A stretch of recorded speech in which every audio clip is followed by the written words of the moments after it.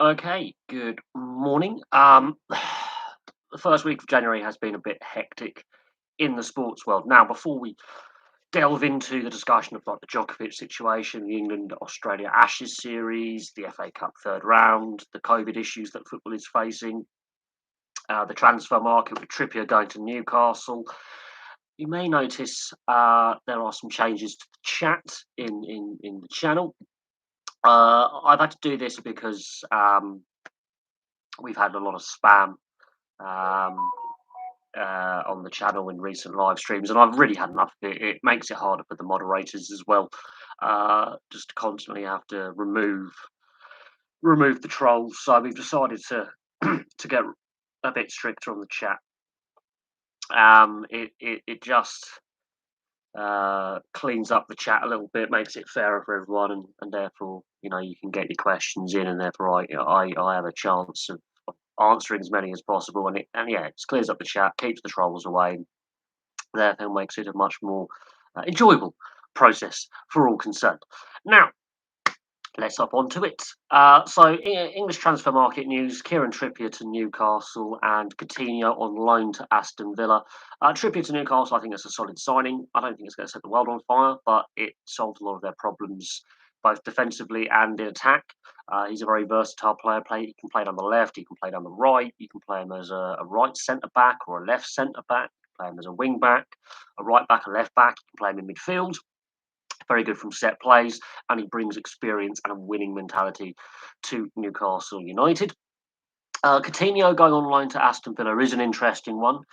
I mean, obviously Gerrard being a former teammate and captain at Liverpool for Coutinho, and the links with the Liverpool Football Club there. Obviously, since Coutinho moved to Barcelona, his career has sort of stalled. It hasn't really progressed. It didn't work out at Barcelona. There's a lot of reasons for that. I read an article about the Coutinho situation at Barcelona and how it didn't really work out, how there wasn't much progression, how it didn't really settle, and he didn't settle, and then he was bounced out on loan. He's out on loan again. It will be interesting to see how he fits into the Villa system. It'll be interesting to see how that plays out. Um, He's undoubtedly a very skillful, gifted player. He's a very creative player. It depends how you play him in a system. But it'd be interesting to see how Gerrard slots him into the Villa system. Is he a like-for-like replacement for Jack Grealish? That's something I think Villa have been lacking since Grealish went to Man City in the summer in a protracted transfer saga. Could there be an option to sign him full-time at a reduced fee? I would think Barcelona need to recoup some money off their losses. He doesn't fit into the Barcelona system. He's not settled at Barcelona. I think it's a win-win for both sides. I think Villa will get him permanently in the summer at a reduced fee. But this is a time for Coutinho to impress and stamp his authority on this Villa side, create opportunities, and I think that's something Villa have been lacking, especially at the start of the season. Before Dean Smith's sacking, they really didn't look right. They didn't look balanced, and without Grealish in the side, I think they were lacking a little bit of creativity. I think that's a like for like replacement. So it's a good bit of astute transfer dealing by Gerrard and Villa. We'll see um, how he fits in, and he's not cup tied, which is brilliant. So he can be used in the FA Cup as well. Same with Kieran Trippier, but it's very interesting. Both these players have come from Spanish clubs into the English Premier League, so that is very interesting. Um, and both come from clubs that are in different positions in the Spanish league. With Atletico, coming off the back of a winning season, Barcelona coming off the back of a mess really, which is of their own making behind the scenes. And I do think Barcelona want to get Coutinho's wages off the books and get some money back for him. They're going to make a loss on him. I think they've accepted that, but they need to get some money back into the coffers to help Xavi with his transfer dealings in the summer, because they are linked to Eric Haaland from Borussia Dortmund. And in order to get Haaland, they're going to have to spend big, and they don't have the money to spend big because they have no money. So they're going to be offloading some talent. But it will be interesting to see how that all plays out, how these players fit in to their new sides. But it is very interesting that the transfer market has been quite subdued in this first week, but I expect it to pick up as January moves along. Now, there has been uh, a COVID outbreak at Liverpool. Their League Cup semi-final against Arsenal has been pushed back a week. They've still got the FA Cup to play this weekend as well. So there's concerns that the COVID pandemic is having a massive impact still with this Omicron variant. Man City were missing several key players last night, and Guardiola was isolating at home due to COVID as well. They won 4-1, and they were the second half. A lot of the younger bench players got some game time, which I think is important. They are going to prove crucial, I think, in the coming weeks if more and more players do come down with illness. So that's a key interesting point. Now they won 4-1 on the night. I think Swindon helped them somewhat with some of their naive play. Take Swindon's naive play out of it, I think it's actually not a great Man City performance. Let's be honest. It was a very even second half, and there are some weaknesses being exposed in that Man City system that other sides don't take advantage of. And I said that in the match review. I think Man City defend a very dangerous high line. Um, they sometimes defend very, very narrow. And that lack of centre forward and that lack of defensive midfielder, I think, are key points that can be targeted later on in the FA Cup and later on in the Premier League season. Who's better, Chelsea or Man City? At the moment, Man City obviously are 10 points clear. However, their history in the FA Cup, since, the Sheikh's money's been at the club, they've only won it twice in 10 years. So they haven't dominated the FA Cup. And that is something that Chelsea, Arsenal, now Leicester picked up an FA Cup winners' medal in there as well. Other clubs have done much better in the FA Cup in the last decade and a half than Man City for the amount of money spent. So, yeah, this is a tournament they should be dominating. Should be. Easily. They've dominated the League Cup, but they're not going to win that this year as well. So while they're 10 points clear in the table, and I think, again, the festive period, they've handled it very, very well, whilst not playing at their best. They did so last year. I do think that this is not the record-breaking side of Guardiola's first two league titles with the club. I think Liverpool did really shake them up a bit with their Premier League title. They are missing that out-and-out striker centre forward or strike partnership. There is a weakness up front there. Why Guardiola is obsessed with the false 10 or the lack of a central focal point up front and a central focal point in midfield in a defensive capacity like other clubs do have at box-to-box midfielder who may not be the most skilled but breaks up the play, starts attacks, disrupts the opposition, is interesting. And their defence, I'm not sold on their defence at all. The defensive system they have is actually very, very beatable. It's the fact they've already scored 3 goals at the other end. And Liverpool and some other clubs have proven the way to beat, and Chelsea, the way to beat Man City is quite a simple win the midfield battle. Because they have that lack of an out-and-out centre forward at the other end, and their defence plays a very high line. If you've got pace in your side and you've got energy in your side, you don't have to be the most skillful, you can beat them. Do you think this Liverpool-Man City era comes to a close? Comes close to the Man United Chelsea era from the 2000s. You forgot Arsenal as well, winning trophies at the time in there. It's an interesting question. I think in this Man City era, they haven't won the Premier League every season. Leicester and Liverpool have proved that. And Leicester is still a very competitive side with winning more silverware last season. So I would say Man City have won the most trophies over the last decade. They still haven't won the Champions League, whereas Liverpool, Chelsea, and Man United, all in their periods of dominance, did win the biggest trophy on the biggest stage. And in fact, Man United, even under the post-Ferguson era, have won the Europa League as well. So Man City's lack of European success, whereas the other clubs have had that European success, Leicester notwithstanding from the Premier League winners, does tell you something. Quite significant, really. Man City aren't dominant in Europe, whereas the other clubs have had that European success and have had multiple European finals in there. There is the major difference. Is yes, Man City have dominated the League Cup and dominated the league. The FA Cup they haven't dominated. I am surprised they've only won it twice in 10 years.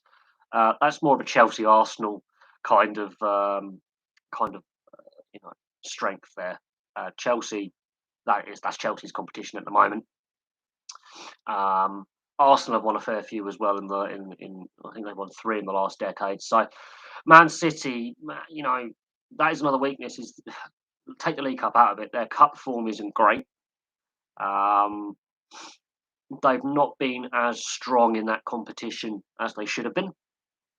Uh, because, look at some of the seasons, Man City have had under the Sheikh Mansour's ownership. They haven't won the league every season. And if you take, Mancini, Pellegrini, Guardiola, half the time they've had the ownership, they've had some pretty average seasons.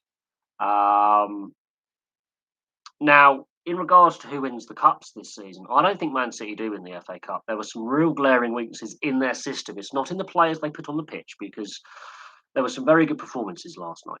Very good performances. But saying that, uh, they were gifted the first 2 goals. The free kick, that's just down to Gundogan. Another player may not score that, may not see that the wall was too far to the right. Another night the keeper saves that. And then we're going to extra time then, really. Their glaring defensive high line was exposed by the Swindon goal. The goalkeeping wasn't good enough on that Swindon goal either. And for all their possession, the amount of chances Man City missed, their lack of shooting accuracy is generally a head scratcher. They didn't. If they're going to create that many chances, force the goalkeeper into save. Just hit the target. I don't care if it's a weaker shot. You just don't know what's going to happen if you hit the target. What I was always told when I was at school playing football is, when we did playing football in PE and stuff like that, our coaches would say, our teachers would say, I don't care if it's not the most powerful shot, hit the target. Hit the target. Anything can happen. Shooting accuracy is, I think, sometimes more important than power or bend or whatever you want. Just get it on target. Man City shooting accuracy is shockingly low. In every game I've seen Man City play, they are skying chances. They're not hitting the target. I mean, they hit the post and the bar several times last night as well. Um, and I think for all their lovely silky build-up play and the silky skills, and I think a bit of showboating in there and a bit of arrogance, their finishing is really, really poor. And I think the reason why they get away with such low shooting percentage and target percentage is they have so many chances that 1 or 2 of them are bound to go in. Um, I would say Man City are favourites to win the league now. At this point, we've passed the Christmas period. We're at the end of the first week of January. They are in a very strong position to win the league, but they may come away with only 1 trophy this season. I do honestly believe that they're not winning the League Cup this year. We know that they've been knocked out. The FA Cup, they've only played the 1 game. I don't think they were overly convincing against lower league opposition. Yes, they had 6 changes to their starting lineup, and their bench was very inexperienced. But it was nice to see some of the young players get a run out and get some game time. I believe they should get some more. I think they will. Um, but the system they play, without the out and out striker, without not the holding midfielder, but the just what I call the destructive midfielder who's more defensively minded, breaking up the play, and with that really high defensive line. Now, that's 3 areas you can target, and I'm surprised more sides don't. Um, I'm surprised that so many sides just allow them to have the ball. You want to get up, get into them. They don't like being roughed up. Kevin De Bruyne, I don't think he's fully fit. I think Kevin De Bruyne should be taking that penalty over Gabriel Jesus. I am questioning some of De Bruyne's fitness. I don't think he's fully fit. I don't think he's been fully fit for a couple of years. I think Kevin De Bruyne, he had flashes last night. He doesn't look right. He doesn't look with it. Avoiding contact, as in trying to make tackles. There's no De Bruyne is known. De Bruyne can tackle. Let's just say that he is the complete midfielder. He really just didn't want to get involved in the rough and tumble side of stuff. He didn't have a lot of pace on his movement. He was relying more on his spatial awareness to get out of trouble. De Bruyne doesn't look right. Now, I think that is a long-term concern because that was a game where there was not loads of thunderous tackles. It wasn't a nasty game. There was no nastiness in the game. It was played in the right spirit, I believe, by both sides last night. It wasn't a dirty game. He lost 68 minutes. So we'll see. Chelsea are a better cup side. I think, yeah, Chelsea definitely in pressure one-off situations can pull it out the bag. They've got Chesterfield today. That's going to be a really, really tasty encounter. I have no doubt on that. Um, Tuchel Chelsea team or Conte Chelsea team. Well, the thing is, they're sort of a blend of each other because Lampard is in between there, and you don't get Tuchel's team without Lampard, but you don't get Lampard's team without Conte for the core. And so with the changes with the star players coming in, the general core of it is we're going to start promoting more from the youth side. They've done that. Um, there was that transfer embargo, which has had an impact on how the side is set up and the personnel. And Tuchel inherited Lampard, which inherited Conte's main core and philosophy. So a lot of the players there have been there from Conte all the way through to Tuchel. So um, there is that strong kind of lineage. I think it's the style of play. I think those different. Um, Conte won trophies. Tuchel has won the Champions League with Lampard's team. Let's be honest. So now that Tuchel's got his first full season behind the bench, on the bench, in the dugout, and this is his first full. He's had his first full summer and now his first full January transfer window to work with getting players in, getting players out. The Lukaku situation. It's going to be interesting to see who he signs and who gets signed and moves on from Chelsea in this period. But Lukaku could be on the way out. You know, I don't think that's repaired the damage between Lukaku and the dressing room. Um, I think that there's more to that story than has been reported in the press. I do believe, at the end of the day, I do believe Lukaku, I think, wants to leave. And I think Tuchel wants to get rid of him somehow. He hasn't really performed this season. So it'll be interesting to see, again, what players Tuchel brings in. Um, and what players Tuchel offloads. Because now he's had a full transfer window cycle, summer, and now he's into the January one, and then in the summer again. Uh, and then that will give us an idea of where Chelsea are headed, what kind of style they're going to play. Bear in mind, Tuchel is a very prickly character. You look at his previous jobs, there's reasons why he's left those jobs. It's not because he's not a good coach and doesn't win silver, which he does. It's a breakdown between the boards, the owners, and recruitment and Tuchel.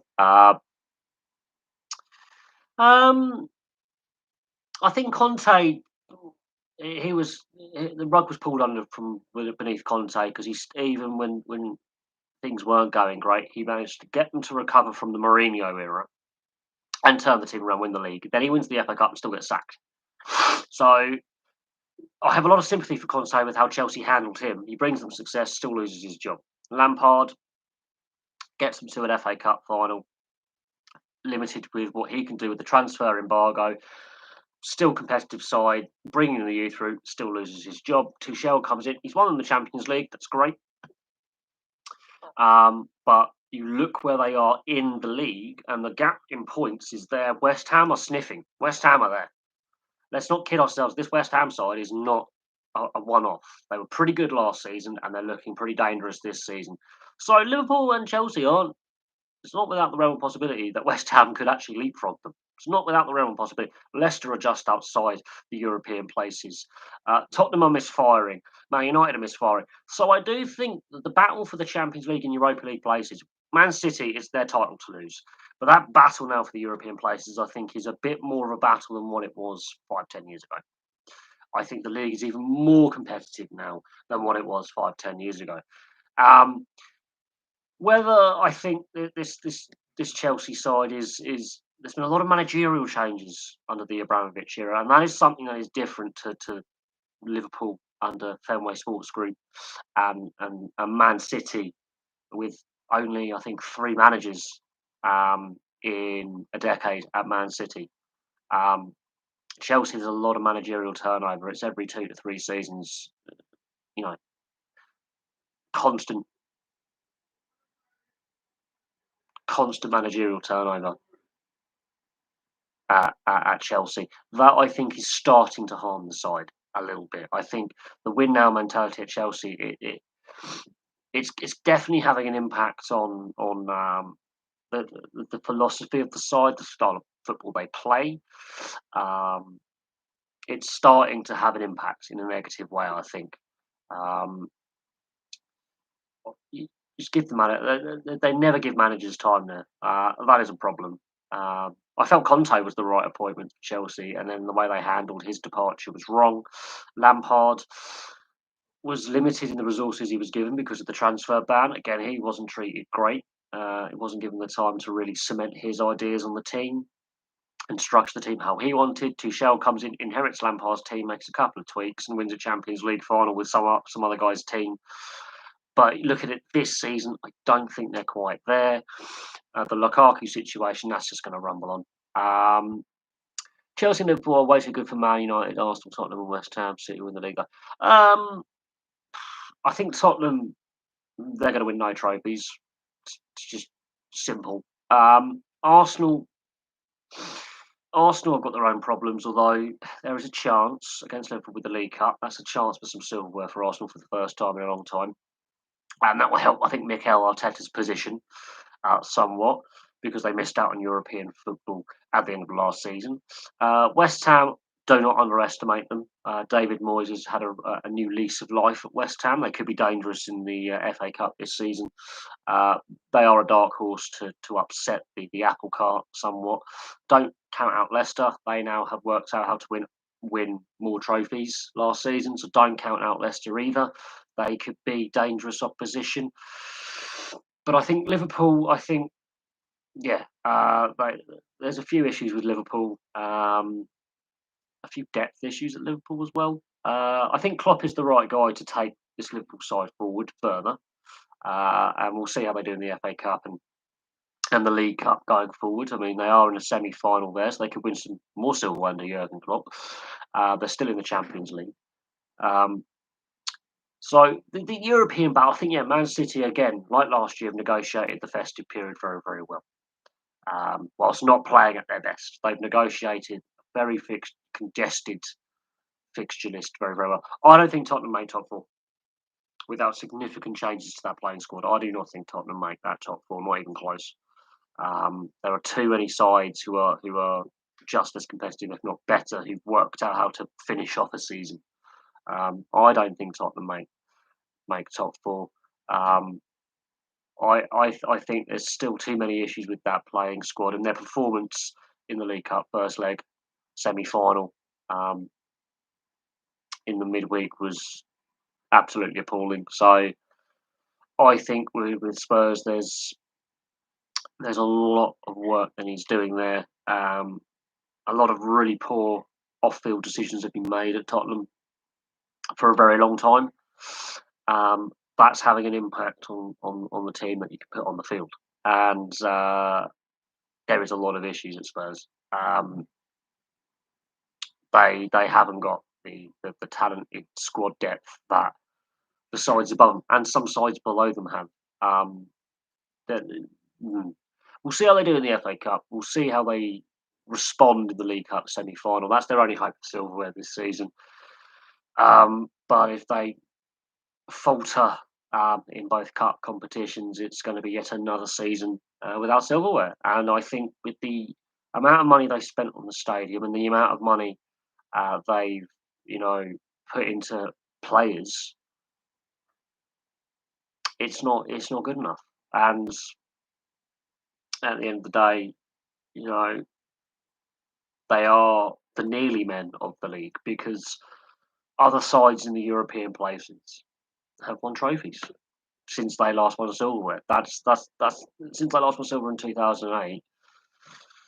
Other teams have taken that next step, and Tottenham have done nothing. They've come close a couple of times. They've fallen short, and then the question mark, arises. What are they missing in that setup? And yeah, Arsenal may make top four, and Arsenal do have a chance to win the League Cup. They do obviously have an opportunity in the FA Cup to go on a cup run, which could help them. And Mikel Arteta's won the FA Cup before, and they've won the League Cup multiple times. These are trophies they can target, which will give the playing squad confidence to kick on to that next level. and it will be, Mikel Arteta has proven as a coach he can win the FA Cup, so he's already got his first piece of silverware. It doesn't happen overnight. The issues with Arsenal are long-standing, and again, that's to do with off-field decisions taken by the club. Um, and yeah, they've been in a long period of decline for a very, very long time. I think their decline's been more pronounced than Man United's decline, if I'm brutally honest. But we'll see how, again, Arsenal do. Yes, in regards to Swindon last night, they gifted 3 goals to Man City, but Man City weren't dominating that game. They were very wasteful. If Swindon aren't naive, we could be looking at Man City crashing out the FA Cup and having an embarrassing night, because I didn't feel that Man City had any control of the pace of the game.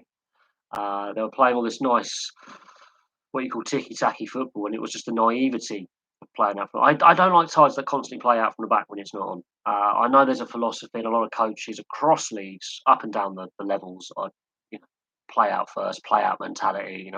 Get the goalkeeper being skillful with his feet and all that. Sometimes just put it in Rose Ed. Sometimes you want to whack it long because you've got the pace up front, which Swindon did actually have the pace over the Man City defence. They beat the Man City defence for pace. Look at the Swindon goal. Um, Man City, there are some glaring weaknesses in their system, and they never have a plan B, and they don't. They don't have a plan B. Whereas other sides, well, Man City are 10 points clear in the league.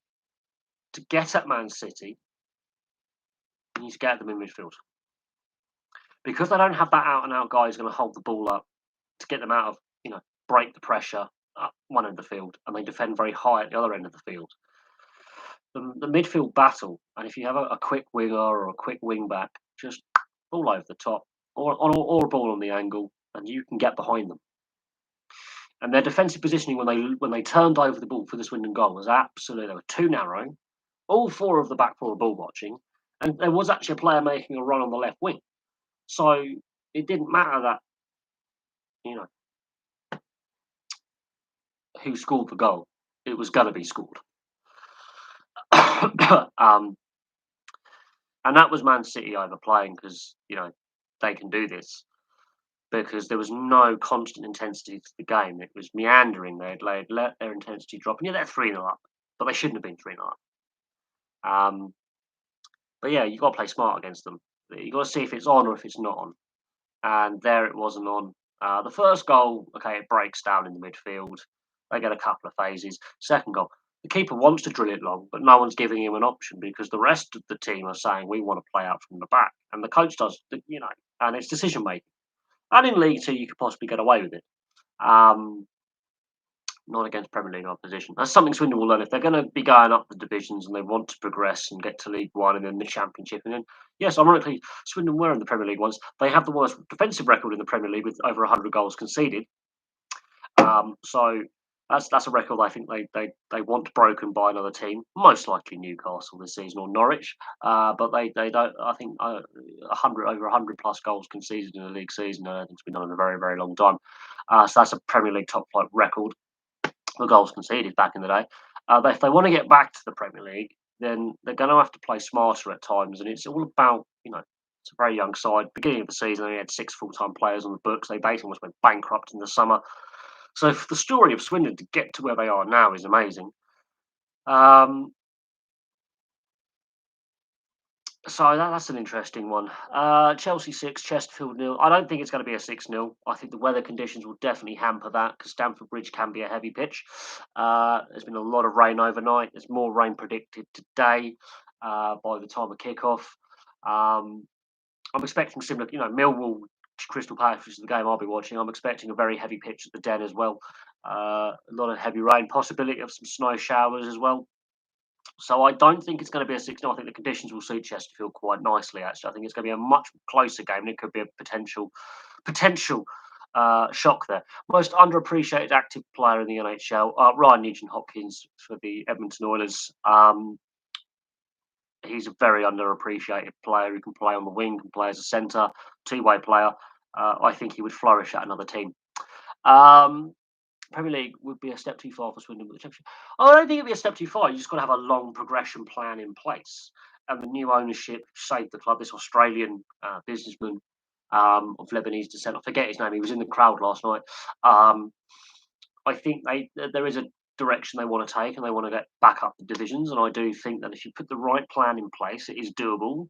But you've got to, I think, do it step by step. You don't want to go, okay, in the next 4 seasons we want to be a Premier League club. Let's not do a Fulham here.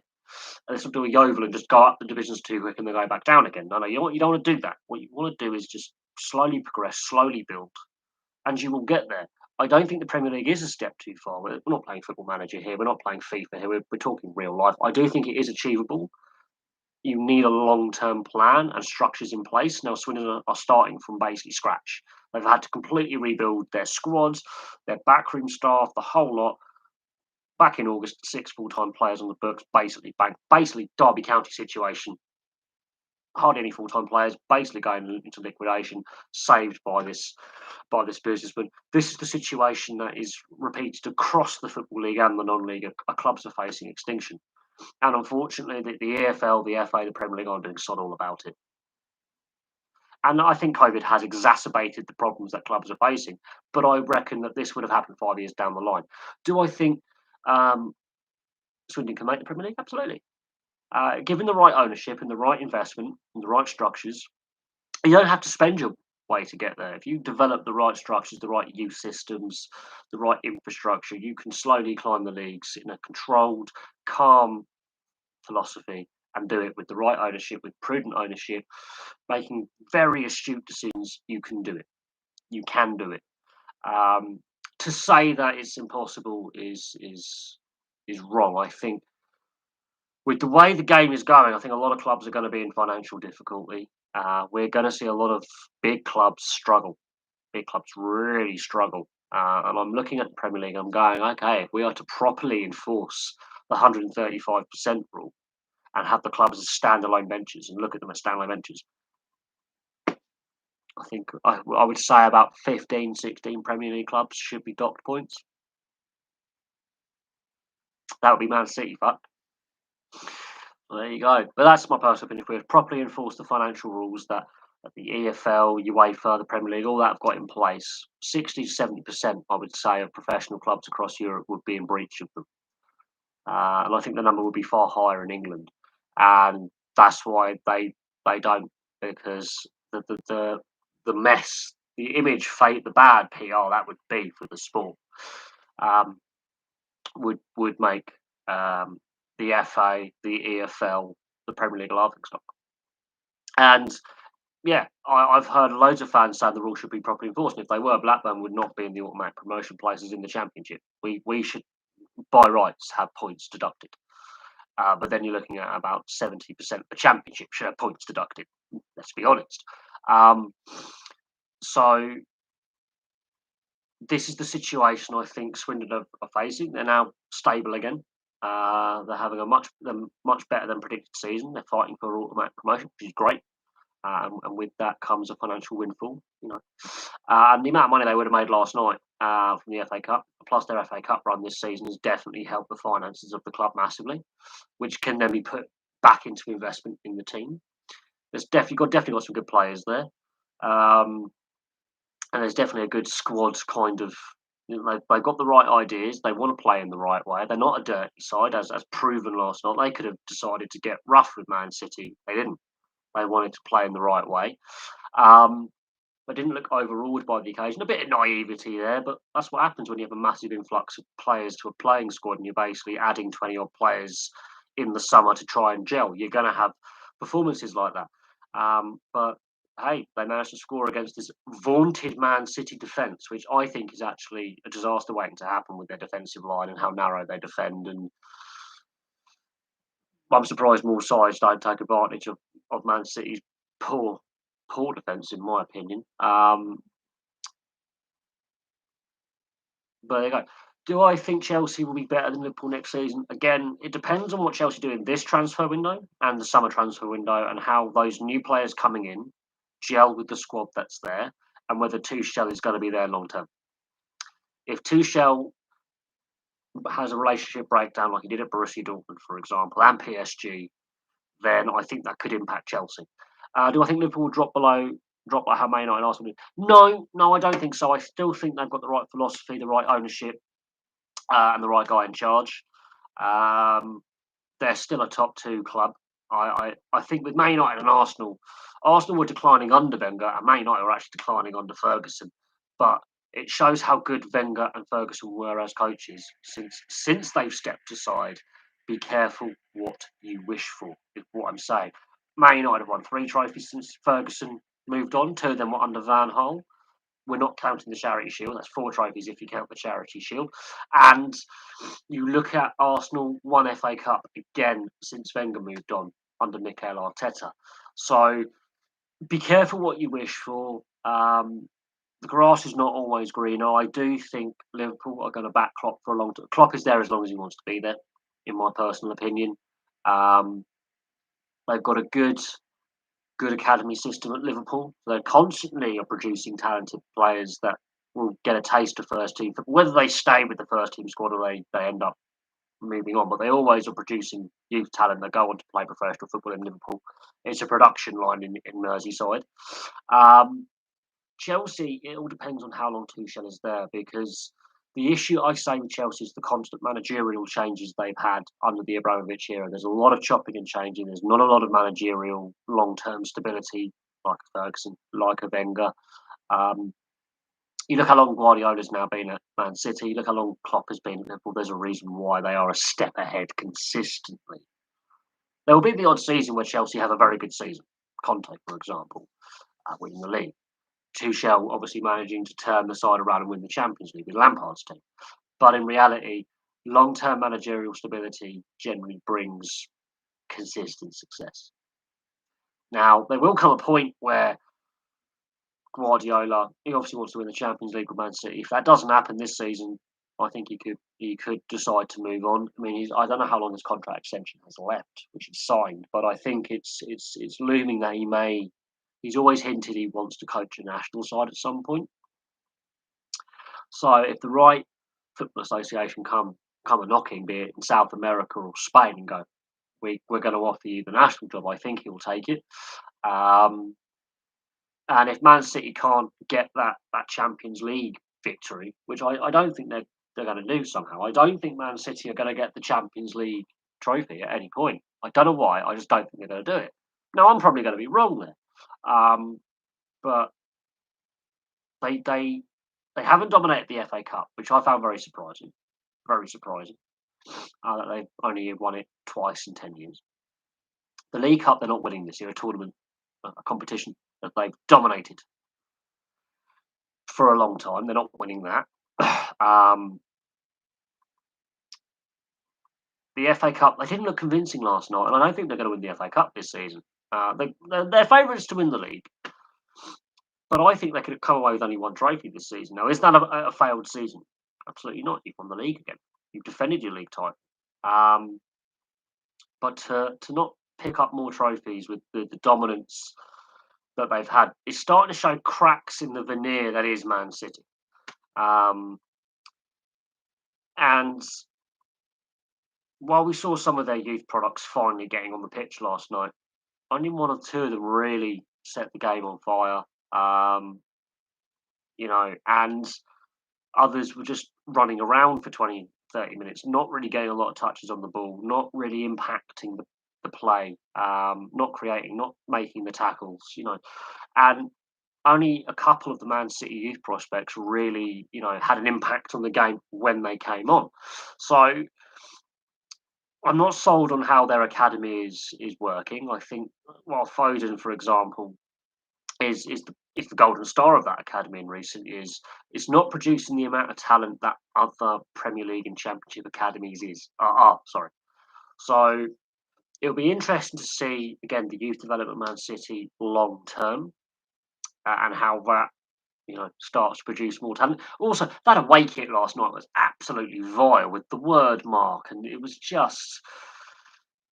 Puma got heavily criticised in the summer for some of their kits they released this season with the word mark. They didn't go down well with fans. That was a vile kit last night. Not particularly pleasant. I hope that doesn't win any major silverware in that kit. Unfortunately, it looks like they're going to win the Premier League this season. But there is still a fair way to go this season, and we just don't know the impacts that COVID's going to have.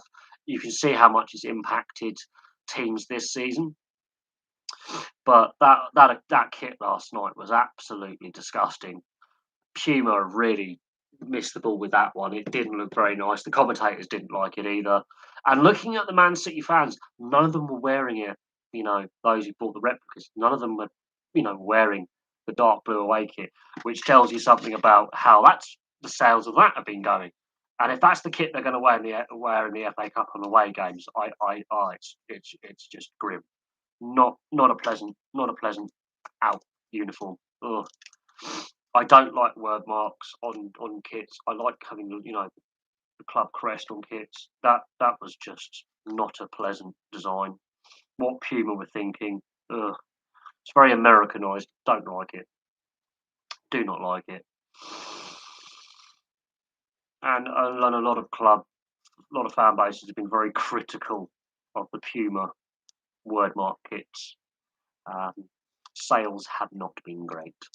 And I don't think they're going to become cult classics that collectors are going to want to collect in 20 years' time. A friend of mine collects crazy or ugly jersey designs. While some of those jersey designs are pretty hideous with some of the colour schemes, they still have the club crest, the club badge. None of them are as hideous as that. That is really, really not a 5-year-old could design a better kit. I'm not going to lie, that was really poor effort from Puma, and it was rightly criticised in the summer when they were doing kit reveals. It was roundly criticised, that design. Any team that has Puma as their sponsor, it's been roundly criticised across Europe for their kit designs. They've not gone down well with the fan bases. Ugh. But yes, now talking about tennis, let's move on from the football. Novak Djokovic and the Australian Open, and is he going to play? Is he not going to play? His visa's been denied. It's getting. Let's just have a look at the news on this, because he was granted an exemption because he's unvaccinated. Then he was told his visa had been declined. So that is a very interesting situation with Novak Djokovic. And it'll be very interesting to see how it all plays out. Now, let's have a look at what's happened with Novak Djokovic. Right, so Djokovic's lawyers are saying because he's already had COVID back in December, that would give him the vaccine exemption. Now, tennis star Novak Djokovic had a vaccine exemption to enter Australia after a COVID infection on the 16th of December. His lawyers say in court documents. Djokovic was denied entry to Australia after landing in Melbourne this week to play in the Australian Open. He's in an immigration detention centre, and he's got a court appeal on Monday. He's already stated that he's against getting vaccinated for anything. But many Australians on social media, and in fact, many people on social media have been heavily critical of the decision to allow him an exemption in the first place, especially Australians. The Australian Border Force on Wednesday said the player had failed to provide appropriate evidence at Melbourne Airport because a prior infection was not a valid reason to enter without a vaccination, which is true. So,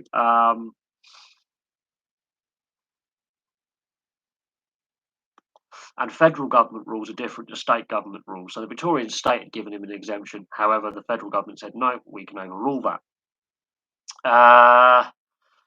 He's obviously taking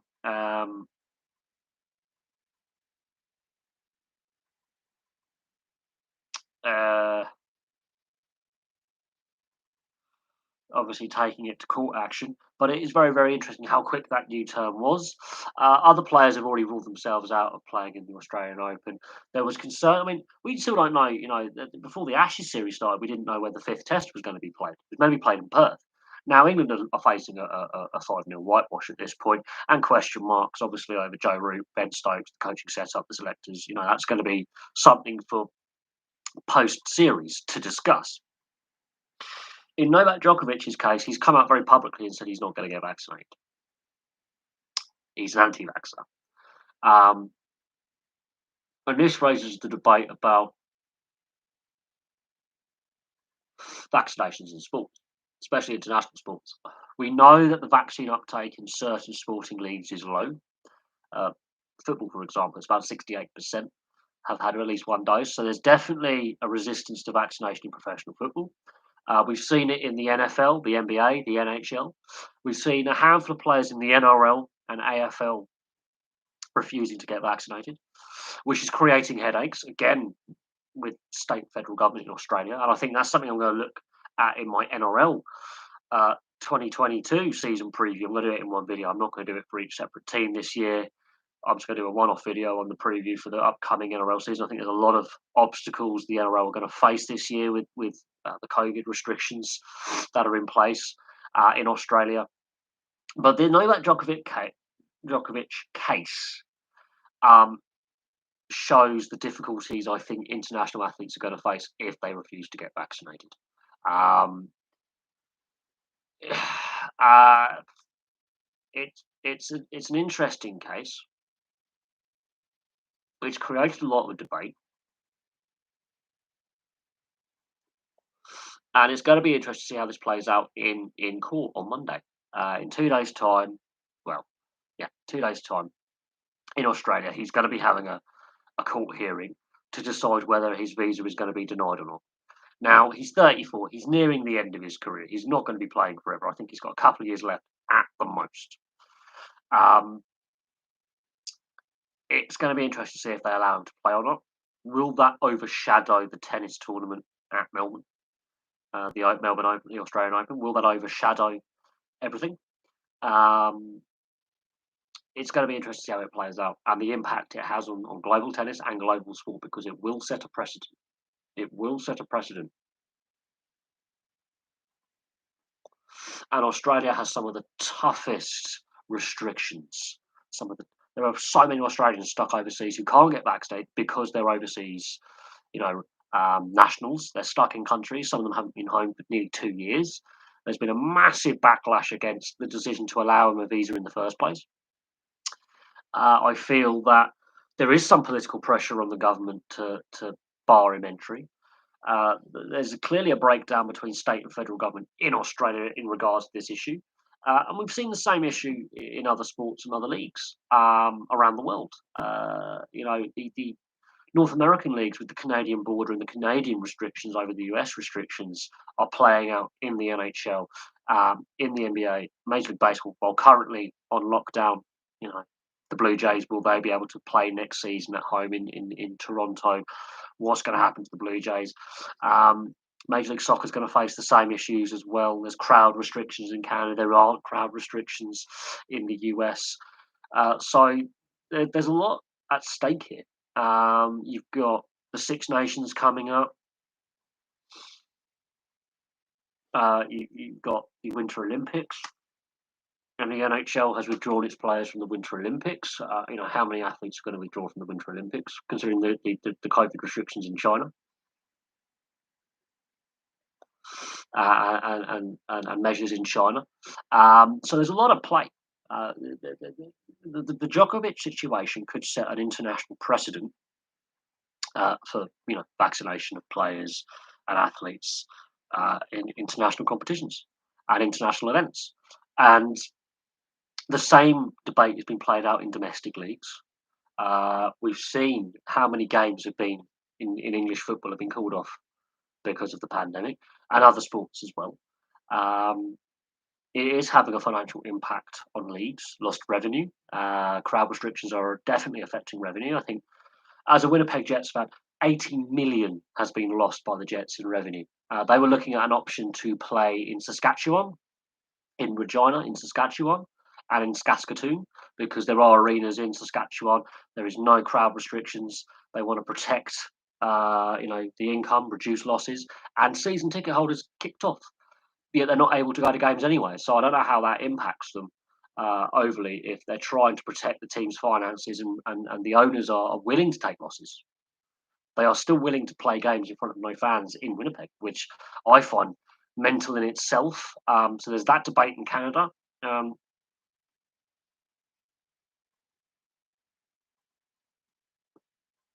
So there's a lot to discuss when it comes to the impacts of the pandemic on sports finances, and they're still being felt. So we can talk about that in individual videos.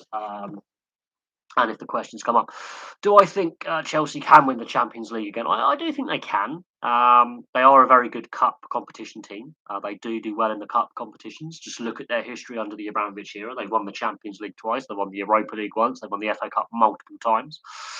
They've won the League Cup on multiple occasions as well. So Chelsea are a very good cup side. So in one-off games and in home and away games with the aggregate scores, they have proven they can do it. They do well in finals. They've got a great history in cup finals and making cup finals as well. It doesn't matter who's the manager; they have a great history in cup competitions. So I do think they can win it again,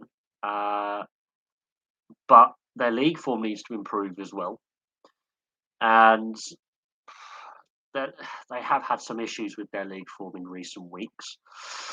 But absolutely, they can definitely win the Champions League, and they can win again this season.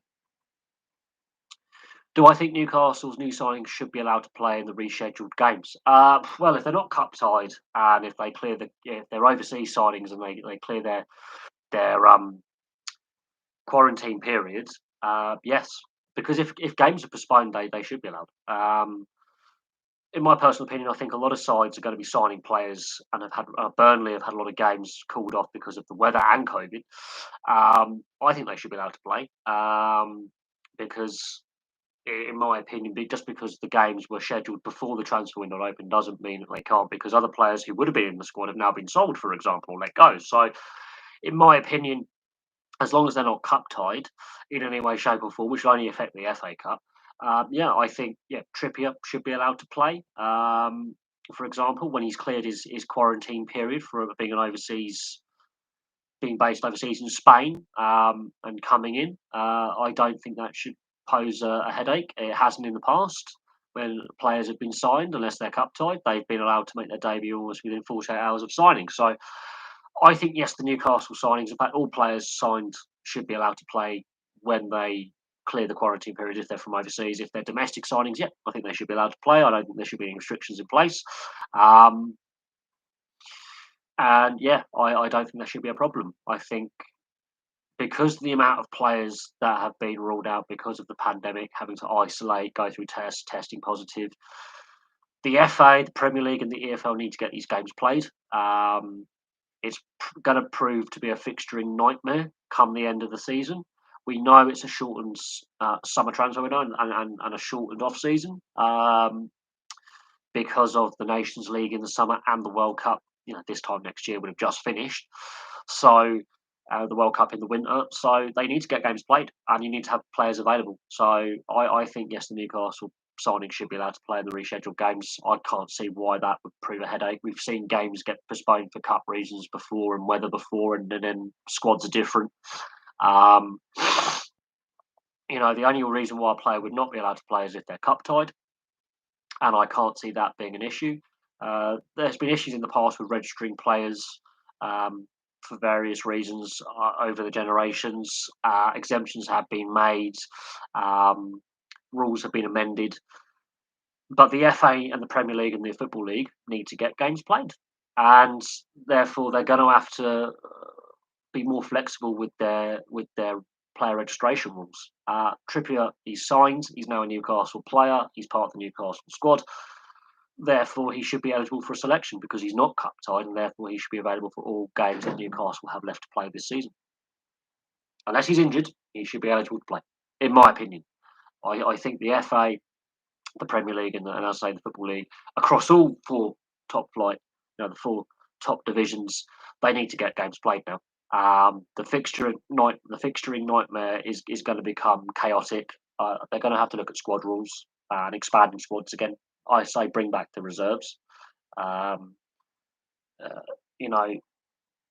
think suspend the youth competitions and expand match day squads and increase testing. The game has the money to do it at the top level. Do I think Newcastle could win a quadruple in the next 15 years? No, I don't. I don't. It doesn't happen like that. It doesn't happen like that. I can see them if they are running the right way, make the right signings. It will take time. Man City had many missteps and poor transfer decisions before they won their first silverware. In I think it was 2011 they won their first silverware. They were bought in 2007, so it took Man City a good 5-6 years to build a philosophy with the new money. Chelsea, they already had some decent players at Chelsea and already had been winning trophies before the Abramovich era, but they hadn't won the league. They'd only won the league once in their history up to that point.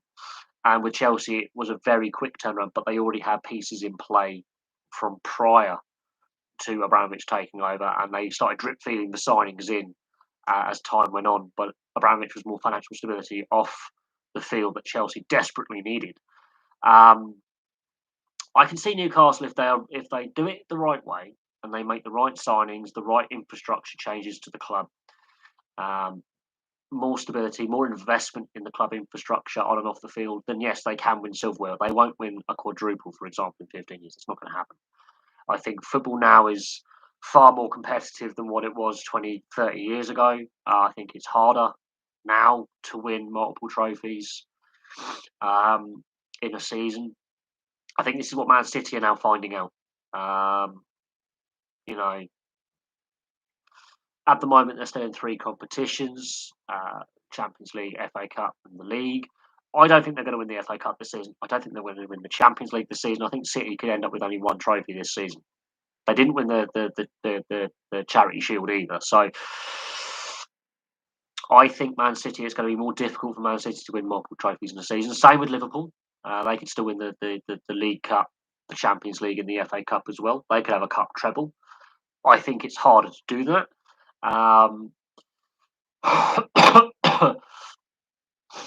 You know, I think it's harder to win multiple trophies in a season for an English club at least. But then again, you look into Europe, uh, it's definitely something that is worth looking into. How many clubs have actually had the double, treble, and quadruple winning seasons? The trophies that they can compete for across Europe. It'll be very interesting to see over the last 10 years how many clubs have won multiple trophies in a season. It's only a handful that do it. It's very, very difficult to defend titles and win back to back. It's not as common as people think. Just because a couple of clubs do it, it's not as common as people think. Winning back to back and getting to back Champions League finals. A handful of clubs can do it. It I think Newcastle can win silverware. I think yes, if they invest in the right areas, it will not happen overnight. It will take time. It will take time. And people said after Leicester won the Premier League, they would never win any silverware ever again. They won two more trophies since then. So um, it is not guaranteed, but at the same time, given again the right ownership, the right infrastructure of behind the scenes, the right investment, the right signings, yes, you can win trophies in over a long period of time. Man City have now proved that once they've got that first trophy, they then kicked on. Arsenal under the end of the Wenger era, and obviously now Mikel Arteta have won 3 FA Cups in recent years. So again, once you get that bug back, you can win, multiple trophies over a period of time. Tottenham, this is the problem with Tottenham. They can't get that silverware. It doesn't matter if it's the league, just the League Cup. People go, it's only a League Cup. It does. Success breeds success. Winning breeds winning. So the clubs around them, as I say, seem to have that right mentality, whereas Tottenham don't. Newcastle, it's about getting their hands on that first piece of silverware. They haven't won silverware since the 50s.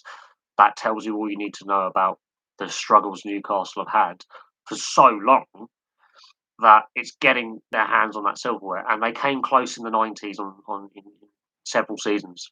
Between the mid to late 90s, they got 2 FA Cup finals back to back. They became runners up in the Premier League in '96, so they were close, and then they didn't kick on. So Tottenham could do a Newcastle, be close for a period of a few seasons and then fade. And then and Newcastle had money back then. So it wasn't as if Newcastle were a poor club in the 90s. They were one of the wealthiest clubs in Europe, had a lot of money behind them.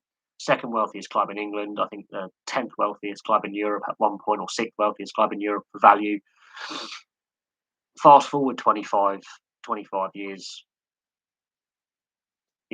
poor ownership, bad decisions, couple relegations, and yeah, they've got the wealthy owners again now. Um, it's not going to happen overnight. If they survive this season and avoid relegation, then yes, they can take that next step and the step after that. They need a good cup run in the FA Cup.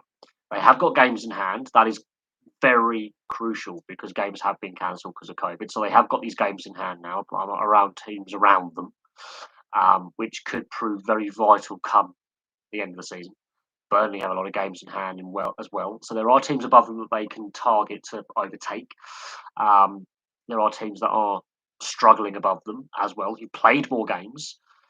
So I think survival is not without the realms of possibility.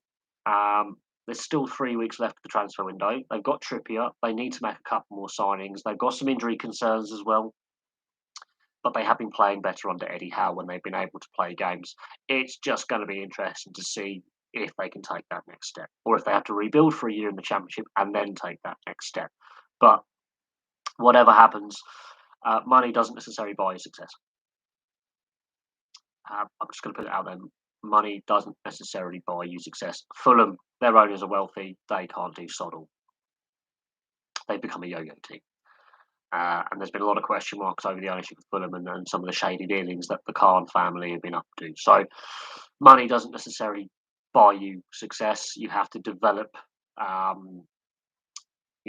youth system, recruitment, player development, the infrastructure off the field as well. There's a lot of things that you've got to get in place to build a successful team or a competitive team that competes for trophies and is fighting for trophies every season. It doesn't happen overnight. And I would use Man City as an example, and Liverpool for a certain extent, as examples. And look, you could look at Arsenal, you could look at Man United. They've been less successful. They've spent a lot of money as well, and they've won less trophies as time has gone on. So it's swings and roundabouts. Leicester, not the wealthiest of the clubs out there, solid ownership, good structures off the field, good recruitment, good player development, getting a right coach in place.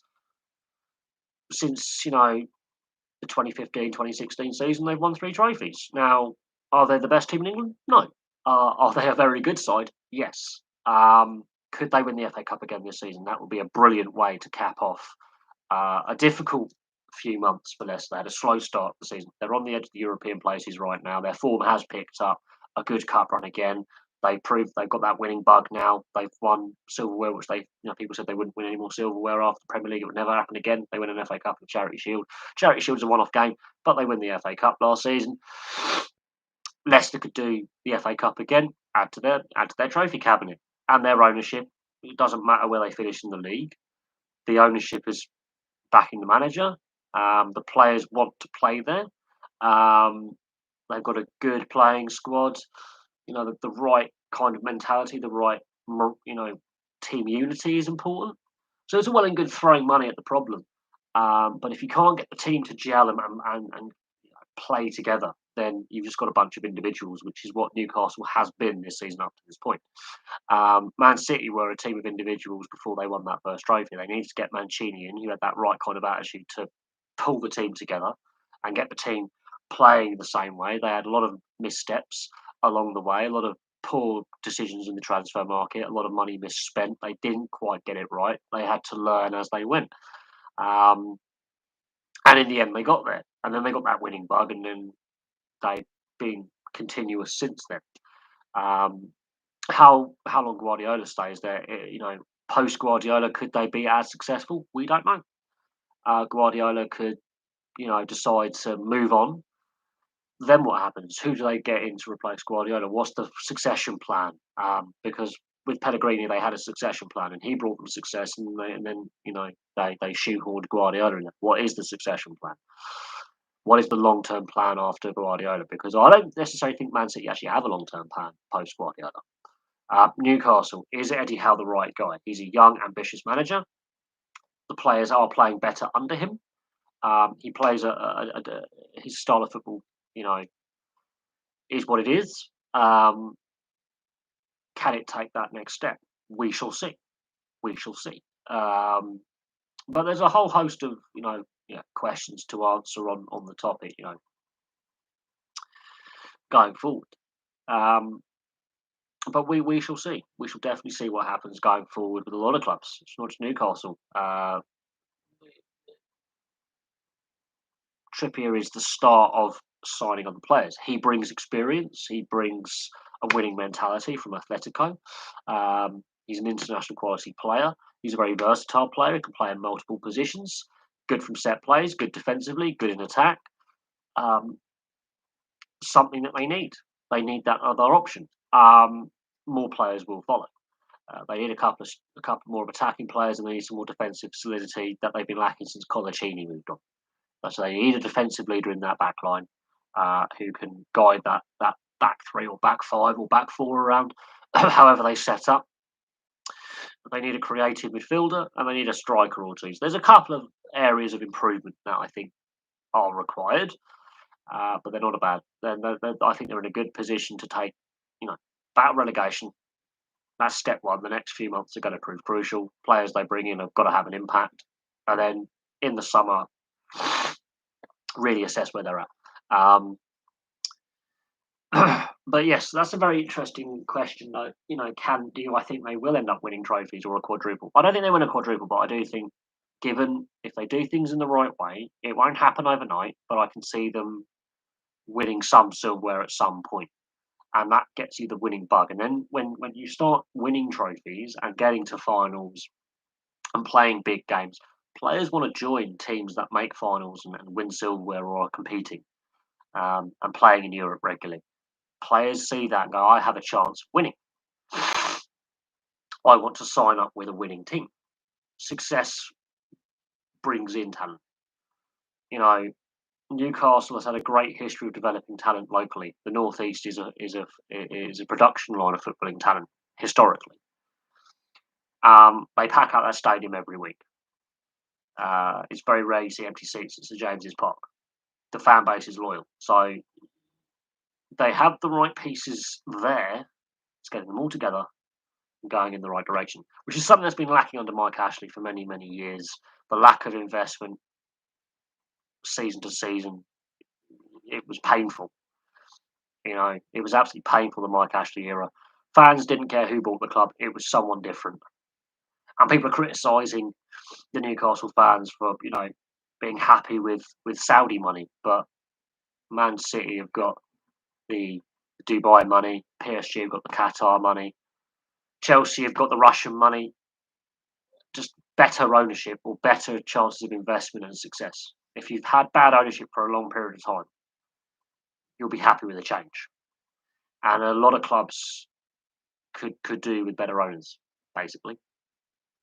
And yes, there's definitely some question marks about certain things to do with the Saudi takeover. Absolutely, absolutely. There are definitely question marks about certain things, but anyone's better than Mike Ashley. Let's just say that they're willing to invest in the infrastructure. They're willing to invest in the playing squad. They're willing to invest in the community. I say, regardless of the Saudi government's issues, I still think that's still a pretty safe investment. I still think it's a definite change from what went before, which was Mike Ashley, which was underinvestment, poor ownership, should never have been allowed to have owned the football club. The fit, and as I say, I constantly criticise the fit and proper persons test, financial fair play, when you've got so many glaring failures and weak governance. And I keep coming back to this: weak governance breeds the issues that we have. Like Berry, and talk about Swindon Town. They were basically out of business in the summer. Now where they are now is a miracle. But so many clubs in the football pyramid are in this situation. It's painful reading when you read the articles and you look into the clubs that are suffering financially and are really struggling financially. When Berry went bust, the Accrington Stanley owner came out and said that's just cost us $250,000 in revenue this season, home and away. We budgeted for that. So when a club does hit financial difficulty and can't complete the season, like Berry did, it does have an impact on the rest of the league. So yeah, if Swindon went out of business, that would have been disaster for League Two because they're one of the bigger clubs in League Two with one of the bigger stadiums. That's a lot of revenue that would have been lost. And you know, there needs to be stricter rules on club ownership. The debate this time last year was League One and League Two were crying out for a salary cap or a spending cap, saying we can't survive without it. There's been no further progress on that because that has to go to the PFA and the EFL and the Premier League. All 92 clubs would have to vote on it, and of course the Premier League clubs will resist any kind of spending and salary cap because that means they restricts the players they can sign. But I do think at some point European football is going to have to face the music, and it's going to have to be more financially prudent because unfortunately what we're seeing is really poor governance and weak governance for a very, very long period of time. As just the clubs have the power, big clubs have the power, and that European Super League debacle went down really, really badly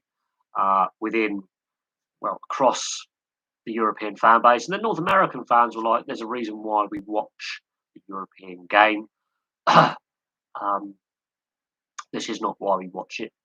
We like the promotion relegation fight. We like the history of the leagues and the clubs and the fact that it's more of a community based game, and there's more links to the towns and the cities where these clubs play, and the communities they play in. And when you've got North American fans, which was basically a North American idea to try and make money against the idea, very, very quickly, you can't sell that product. If your targeted fan base that you want to target doesn't want to buy the product, it's going to be flogging a dead dog and it's going to cost more money. The fact that the clubs that signed up to it had racked up massive debts, if they were standalone businesses, they are going into administration and liquidation. They would fail. It tells you what you need to know about the reckless spending and how important fans actually were to finances of clubs. And without us fans spending money on merchandise, ticket sales, being at games does have an impact financially. And when they were saying a few years ago, "Oh, we don't need to have fans in attendance; we can do it without. We don't have to charge you as much as we do," that was a lie. And it did sum up a lot of, clearly the owners were cooking the books and not being fully transparent with the financial dealings because in the space of a couple of years, they go from saying we can let you all in for free or a tenner or less to, we need the fans. We're desperate for cash. Football without fans is nothing. They very quickly changed their tune when they realised they were losing millions and millions in lost revenue because they've still got there because the playing group didn't want to take or weren't taking wage deferrals or pay cuts. There was a standoff between the PFA and the EFL and the Premier League over player salaries, and that was never resolved. And the players are still on big wages, and that's something that needs to be remembered.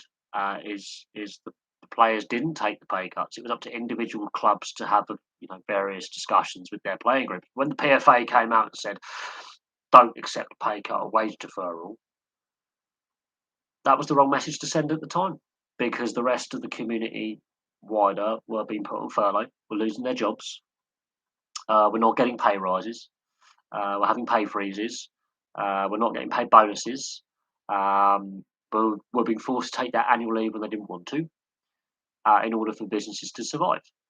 people were laid off. Um, the industry that I work in, we're battling to get a decent pay rise above inflation. Football players, I think PFA misread the room on that one. They're in a very privileged position and have been for many, many years. The wage inflation in football is ridiculous. The transfer fee inflation is ridiculous. And that's partly led to the problem that football was in right now, where the pandemic exposed a lot of the bad financial decisions football's been making for 30 years. And and then these 12 clubs thought UEFA was weak. UEFA stood their ground, and then there was the divisions between the clubs. They turned on each other very, very quickly. And Barcelona, Real Madrid, and Juventus are basically now out in the cold. They've lost the respect of other organisations within the European club structure. Um, I think their fans have lost the respect of other football fan groups when it comes to football fan pressure groups that pressurise various FAs and UEFA over various issues. Juventus are facing their own investigation in Italy for an accounting scandal, which could cost them their Serie A status. And Barcelona and Real Madrid are in deep financial crisis, where they owe billions in debts, and they can't afford to. They're in a mess now. They're going to at some point be forced to sell a lot of players. Yet Barcelona saying we want to sign Haaland and these players. With what money? You haven't got any. You're in debt. And the situation is being allowed to happen because, again, just weak governance, a fair bit of corruption at various FAs and in UEFA and in FIFA over many, many years, where weak governance allows the toxicity of corruption to fester, and one bad apple does affect the whole barrel. If you don't root it out, it becomes insidious and it spreads. And the indifference to corruption over so many years in the governance side of the game has allowed clubs to become corrupt themselves with match fixing scandals and bribery scandals and dodgy transfer dealings and some dodgy accounting, and fans have rightly had enough. And we get to where we are via, the German match fixing scandal, the Italian match fixing scandal. There's one in Greece, Turkey. There's lots of games under investigation. It's got to a point now where fans are like, we've had enough. And when these 12 big clubs were like, we're going to form our own breakaway league because we're not happy, because we want to be greedier than we already are, it very quickly backfired when you've got like 5 to 10,000 people outside Stamford Bridge within 45 minutes of it being announced. Basically, the Chelsea fan base just turned up and said no. Just no. Very, very quickly, Chelsea realised, oh dear, we've misjudged the room. And when you've got people like Ed Woodward, who are architects of trying to negotiate with all the other clubs involved to come up with this harebrained scheme, he lost his job. Heads rolled because of this. Completely misread the room. They were trying to chase the quick buck to pay off their debts, which they've allowed themselves to get into because they refuse to basically obey the financial fair play rules that are in place because they're weakly enforced. So they were like, we've got away with it for so long, let's push it a bit further. They're not going to stop us. And very, very quickly it was like, oh dear, we've made a mistake. We've been caught. And it ended very, very badly. And, the German clubs and the French clubs refused to sign up. And without clubs like PSG, Bayern Munich and Borussia Dortmund, you're not going to get it off the ground. And without further support, because there was initially 12 clubs, they wanted 15 permanent members. They could only get 12. They couldn't get the 20 clubs they wanted to get to start up this league. When big clubs across Europe weren't interested, it sort of very, very quickly fell apart. And it started with Chelsea going, we've signed up to something we don't want to really be signed up with. This is not a good idea. And Chelsea isn't the most popular club when it comes to English football fans anyway. But when they were like, we need to get out of this situation, we've made a terrible error of judgment. It very, very quickly fell apart. As soon as it broke on the internet, it was leaked on the internet that Chelsea had signed up to this, because someone within the Chelsea organisation was like, I don't want to do this. I'm going to leak this on social media. Very, very quickly, when you have 5,000 very angry Londoners outside your home ground, and then when you've got club officials like Petr Cech coming out and going, we're sorting it, we've worked out we've made a mistake. Yeah, it sums up everything that's wrong with the sport. And it very quickly fell apart within 48 hours. It was something that was very nice and distracting from the everyday humdrum, issues that I was having at the time. It was really fun to watch the European Super League fall apart so quickly. It was something to discuss, but the nature behind it still is worth talking about now, because you had the backdrop with the Euros and the World Cup coming up, which we know was awarded corruptly to Qatar. And with the pandemic and everything that's happened over the last couple of years, I think that's the big clubs really misreading the room, and the 98% going, no, you're not doing this. You'll be thrown out of the league. Bye-bye, we'll do without you. And I think the rest of the footballing world would have been happy to take the financial hit, throwing those clubs right down to the bottom of the league structure, and then watch them trying to get back.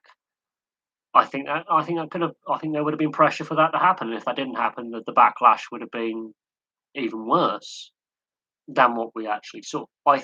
Personally, I think those clubs should have been thrown out of their domestic leagues they are in, right down to the bottom of the professional structure, and told to play back up from the bottom. And then you wait and see how many of those players want to stick around in League Two or Serie C, or the bottom of the German Bundesliga pyramid. How many of those players really would have stuck around? The bottom of La Liga, the bottom of the Italian Football League system. How many of those players would have really been loyal? Because I don't think the players were actually happy with the idea. Personally, I think the players were very much against it. How quickly they would have gone, I want to transfer, please, I want to leave. And it would have been much more difficult, I believe, for those clubs to get back to the top. And it would have been really interesting to see the owners' faces when they try to appeal the decision, because they actually were in breach of league rules. There you go. They were in breach of. They sign up to every season. They sign up to meet league rules under UEFA and the FA and all that. Imagine having those 6 Premier League clubs thrown out and told to play from the bottom division up. Imagine that, because out of League Two, only 2 clubs get promoted. Only 2 clubs get promoted from League Two. So, in theory, 4 of them will be stuck in League Two for at least 2 seasons. Out of that, 2 of them will be stuck in for at least 3 seasons. It would have been really interesting. I think personally, I personally think that of course the Premier League wouldn't have done it, but anyone with any backbone would have gone, you sign up this, bye-bye, you're in breach of league rules, bottom of League Two, go on, out you go, bye. And then you just shuffle up 6 clubs, and they've got to play from the bottom division up. And watch how fickle their fan bases would be, and watch how fickle those players would be when they are handing in transfer requests saying, hang on a sec, I've got a clause in my contract that if we're outside the Premier League, I can leave for a reduced fee. And then watch those clubs pray for forgiveness. It would have completely changed the footballing landscape. I personally think it should have been done. It would have sent a message that you cannot, by your. But look at it this way: every other major sport has had a breakaway league. It has failed. It's failed in American football. The CFL is a separate style of American football, but the XFL, the AAF, all failed. Right? NHL, WHA failed. They tried to set up a super league with lots of money being thrown around. They couldn't afford it. It collapsed on itself. Okay. Um, you know, World League Cricket, I think it was, tried to set up a rival to the established cricketing order in the 70s and 80s. Eventually, it failed. Rugby League with the NRL Super League war, where that failed. It failed, and it led to severe financial issues in the long run, which I think rugby league is still recovering from 24 years later. The NRL is still recovering. All these years later, it's still recovering in certain aspects, but the rival league failed. But it caused massive, massive, massive financial implications for the sport. Teams like Bristol City or Birmingham City could be established in the Premier League by then. Well, Birmingham City have played in the Premier League, have had a fair few seasons in the Premier League. Bristol City, I am surprised out of all the cities in England right now. I mean, Sheffield have had Sheffield United and Sheffield Wednesday have played in the Premier League at various points. And Sheffield Wednesday were founders of the Premier League. But Bristol City and Bristol Rovers haven't made it to the Premier League and haven't been in the top flight for over 30 years. I think it's over 40 years, I think. That for me is stunning. That Bristol as a city, its football clubs haven't reached the top flight. And when they, I don't know how many seasons Bristol City have had in the top flight or Bristol Rovers, but they haven't done what cities like Sheffield have done and Birmingham. And even Reading have been in the Premier League. I mean, Swindon were a Premier League club, but Bristol City have never been a Premier League club. That is what is really, really interesting for me, is the city of Bristol has underwhelmed when it's come to the sporting landscape. Now, the Bristol Bears and Rugby Union are trying, but again, Bristol as a city, it is a sporting city. No denying that. It is a sporting city. It's you're either a Rovers or a City fan anyway when it comes to football, but they've got a lot of sports there. They've got a good sporting program with the university system. It really does surprise me that there's not more teams from Bristol competing at higher levels, and especially in football, they've got the fan base. There's definitely the infrastructure in place. It just really surprises me that Bristol City, for example, or Bristol Rovers, can't take that next step and play at a higher level. Really, really surprises me on that one. But yeah, I mean, hypothetically, it would be interesting to see if that was to happen. That's an interesting one, but I do think Bristol as a city has underperformed as a sporting city, considering that. Well, Bristol's a strange city. It's got a great university. You know, it's a very historical city. It's very important economically, but it also has huge deprivation and huge crime problems, which is really it is a microcosm of the country. It's like a mini London. Is the best way to describe Bristol. It's got a major transport links, major infrastructure, major industry and historical heritage. I've been to Bristol. It's not a pleasant city. It's not pleasant. Bristol is not a pleasant city. I've been there. You've got the West Country towns and cities around it that are beautiful. Bath, Taunton, South Gloucestershire, parts of Wiltshire, Somerset. The towns and cities around Bristol, because there are towns and cities around Bristol. Oh yeah, absolutely stunning countryside. Beautiful historical market towns, historical cities like Gloucester, for example. Far, far more. Gloucester and Cheltenham are far nicer than Bristol. Bath, and then you get to Bristol, and it is a microcosm. It's got a lot of problems as Bristol. At the same time, it's got a lot of ups as well. There's a lot of economic upside to Bristol. I nearly moved there as a kid. I could have been a Bristolian. Says a shiver down my spine, but I could have ended up living in Bristol. But jokes aside, it is an interesting city of ups and downs. You've got the St Paul's area, which is just so deprived, and then you've got the Clifton area where I nearly moved to, which is like some parts of leafy Surrey, suburbia on the edge of London. Bristol was like a mini London with the deprivation at one end and the wealth at the other, and it really is a complete and utter microcosm. It's a mini London, really, is Bristol to me. Um, I wouldn't say I don't mind a bit of graffiti, to be honest. I don't mind a bit of street art and graffiti. What I do mind, and it's the same with Brighton as well. What I do mind is when you severely have a city that's in a very wealthy area of the country with such deprivation and long term issues. And we know we're getting off sport here, but sport sums it up. That the rivalry between City and Rovers in Bristol, the Gasheads, which are Rovers, by the way, is very pronounced. I've got books on it. The City is a very divided city when it comes to the football side of things. It's one of the most nasty rivalries you're going to find anywhere, um, anywhere in English football. Um, Real nasty rivalry. There's a lot of gang connotations with that as well. There is a lot of deprivation in Bristol, a lot of deprivation. But Bristol, parts of Bristol was left wing, but it's a left wing city that has massive problems. And what I find very, very interesting, I think I should discuss this more on the other channel, but um, yeah, there's a lot of left wing loonies live in Bristol, but at the same time, what is interesting is the deprivation is higher in left wing areas. Just putting it out there. Just putting it out there. You look at any Labour run council or even Green Party in Brighton. Drug use is through the roof. Homelessness is through the roof.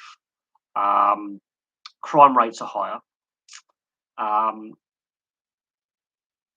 and it's a mess. And Bristol is one of those cities that's a really it's a head scratcher. It could be one of the most vibrant, wealthy cities in the UK, and there are parts of it that are really nice, and there are parts of it that are just so deprived. It's heartbreaking because I've got friends who've been to university in Bristol, been to school in Bristol, and it is stunning the deprivation when you go around the West Country, as I call it, and the west of England. So Herefordshire and Shropshire and all that. You go to some of the other towns and cities, and I've been to Shrewsbury, I've been to Telford, um, I've been to Gloucester, I've been to Cheltenham, been to Bath, been to Taunton, been to Exeter. I've been to parts of the southwest and the west of England, and Bristol is just Exeter is a beautiful city. Bristol isn't, and Exeter's got similar issues. Exeter does have some rough areas. It does have issues with crime and drugs and all that. And I, I wouldn't, if I was given the choice, do I go to Bristol for the weekend or go to Exeter? I'll go to Exeter. First, I've got mates who live in Exeter, and secondly, I've had a much more enjoyable experience down there. The people seem more friendly. It's a beautiful little city. Uh, you know, um, I don't mind graffiti. I actually don't mind it. I don't mind graffiti. I used to be a bit of a tagger myself, but some of it's actually really, really interesting. I mean, near where I live, there's loads, and I live in a very wealthy area. And then you go up the road, and then there's loads. I don't mind a bit of graffiti, to be honest. Uh, Woking was very, very right wing. It's very right wing, but under US standards, will be considered still left wing because we have the NHS and social security system. Woking, where I live, is what we class as right of centre, verging on right of the political spectrum. But by US standards, we wouldn't even be classed as Democrats. We'll be classed as socialists. That's what's terrifying if you look at it by US standards, because you've got the Democrats who are right wing with some left wing loonies, which would basically be the right wing of the Conservative Party here in the UK. The Republican Party is neo fascists, basically.